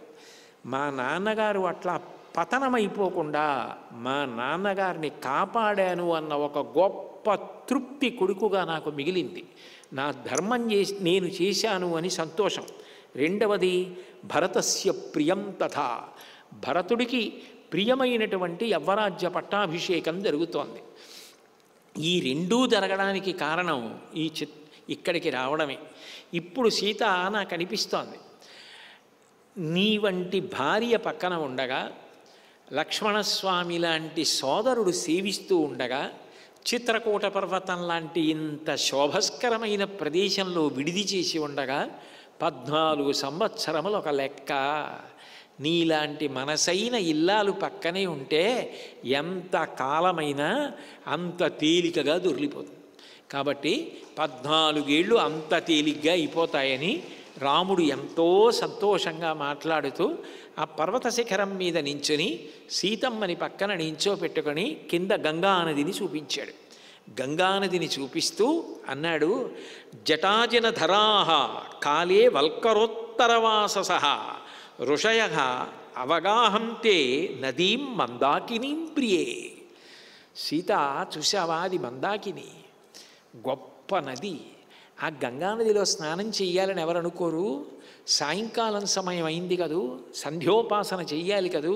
చూసావా, ఋషులందరూ కూడా ఒక నారచీర కట్టుకున్నారు, ఇంకొక నారచీర ఉత్తరీయంగా వేసుకొని స్నానం చేస్తున్నారు. ఎంత ధర్మం చెప్తాడో ఎక్కడైనా. చూసావా వాళ్ళ ఆచరణ? అట్లా పంచెలు కట్టుకొని ఉత్తరీయాలు వేసుకొని వాళ్ళు స్నానాలు చేస్తున్నారు. జటాజనధరాహ, వాళ్ళు తలలన్నీ జటలు కట్టున్నాయి, అంటే అంతంత తపస్సులు. అజినధరాహ, కృష్ణాజినం కట్టుకుని ఉన్నారు. కాలే వల్కరోత్తరవాసస, ఈ కాలమునందు స్నానం చెయ్యాలి కాబట్టి వాళ్ళు వైక్లభ్యమును పొందరు. ఆ కాలమునందు స్నానం చేసి సంధ్యోపాసన చేస్తారు. అది వాళ్ళు కాలాన్ని గౌరవించే విధానం. కాలంలో ఎప్పుడు ఏది చెయ్యాలో ఆ విహిత కర్మ ఆచరిస్తారు. టైం మేనేజ్మెంట్ అన్నది నిజానికి రామాయణం చూస్తే తెలుసుకోవాలి. ఏ కాలంలో ఏది చెయ్యాలో, ఏ కాలానికి ఎలా సిద్ధంగా ఉండాలో రామాయణం బాగా చదువుకుంటే అనాయాసంగా ఇలా ఉండాలన్నమాట. కాలాన్ని ప్రణాళిక చేసుకోవడం అంటే అనవసరపు దాని జోలికి వెళ్ళకూడదు, అవసరమైన దాన్ని విడిచిపెట్టకూడదు, ఒత్తిడి పడకూడదు. ఏ సమయంలో ఏది చెయ్యాలో అది అంత అందంగా అట్లా చేసుకెళ్ళిపోవాలి. కాబట్టి కాలే వల్కరోత్తరవాసస, సంధ్యా సమయం అయిపోతోంది కాబట్టి సంధ్యావందనం చేయడానికి వాళ్ళందరూ కూడా ఉత్తరీయాలు వేసుకొని ఆ గంగా నదిలో స్నానానికి దిగారు. ఋషయగా అవగాహంతే, అటువంటి ఆ ఋషుల దర్శనం, వాళ్ళు కాలానికి ఇచ్చే గౌరవం, ఆ గంగానది స్నానం ఎంత గొప్పవి సీత. నదీం మందాకినీం ప్రియే, అన్ని నదులలో ఈ మందాకిని గొప్పది కదా. ఎలాగో అరణ్యవాసానికి వచ్చాం కదా, ఇంత గొప్ప గంగానది కదా. మనిద్దరం కూడా ఈ పర్వత శిఖరానికి యువతల వైపు నుంచి దిగి గంగానదిలో స్నానం చేసి జలక్రీడలు ఆచరిద్దాం. కాసేపు మనసుకి సంతోషంగా ఉంటుంది, రా అని సీతమ్మ చేతిని పట్టుకొని గంగానదిలో స్నానం చేసి జలక్రీడలాడడానికి రామచంద్రమూర్తి ఉద్యుక్తుడవుతూ సంతోషంగా ఉన్నాడు. భరతుడింత మంచివాడని భరద్వాజ మహర్షి సంతోషంగా ఉన్నారు. అన్నయ్య ఎక్కడున్నాడో తెలిసిందని భరతుడు సంతోషంగా ఉన్నాడు. అమ్మయ్య కనపడడనుకున్న రాముడు కనపడుతున్నాడని కౌసల్యా సుమిత్రులు సంతోషంగా ఉన్నారు. తెలియక మూర్ఖత్వానికి పోయి వరాలు అడిగాను, కనీసం దిద్దుకునే అవకాశం వచ్చి రాముడు వస్తే బాగుండు, ఇంత మంచి కొడుకు నా కొడుకని లోకంలో ఖ్యాతి వచ్చింది, అది చాలు నాకు, నేను చేసిన దోషం పోయిందని కైకమ్మ సంతోషించింది. సైన్యమంతా ఏమి ఇక్ష్వాకు వంశం, అన్నదమ్ములంటే రాజ్యాల కోసం కొట్టుకుంటారు. నాకు రాజ్యం వద్దంటే నాకు రాజ్యం వద్దు, తండ్రి గారిని సత్యవాక్యంలో నిలబెట్టాలని ప్రయత్నించే కొడుకులు ఇటువంటి వాళ్ళ పరిపాలనలో ఉన్నామని ప్రజలు సంతోషించారు. ఇంతమంది ఇంత సంతోషంలో ఉన్నారు. ఋషులు గంగలో స్నానం చేసి సంధ్యావందనం చేసుకునే సంతోషంలో ఉన్నారు. ఇంతమంది ఇంత సంతోషంలో ఉండగా మనం ముందుకెళ్ళడం ఎందుకు? వాళ్ళని ఇవాళ రాత్రికి ఆ సంతోషాన్ని అట్లా అనుభవించనివ్వండి. మళ్ళీ రేపు సాయంకాలం 6 గంటలకి కలుసుకున్నప్పుడు రామచంద్రమూర్తి నా చేత ఏది పలికిస్తే అది పలుకుతాను. మంగళాశాసనపరై మదాచార్య పురోగమై సర్వైశ్చ పూర్వైరాచార్యై సత్కృతాయాస్తు మంగళం. మంగళం కౌసలేంద్రాయ మహనీయ గుణాత్మనే చక్రవర్తి తనూజాయ సర్వభౌమాయ మంగళం. ఉమాకాంతాయ కాంతాయ కామితార్థప్రదాయినే శ్రీగిరీశాయ దేవాయ మలినాథాయ మంగళం. సర్వం శ్రీ ఉమామహేశ్వర పరబ్రహ్మార్పణమస్తు. స్వస్తి.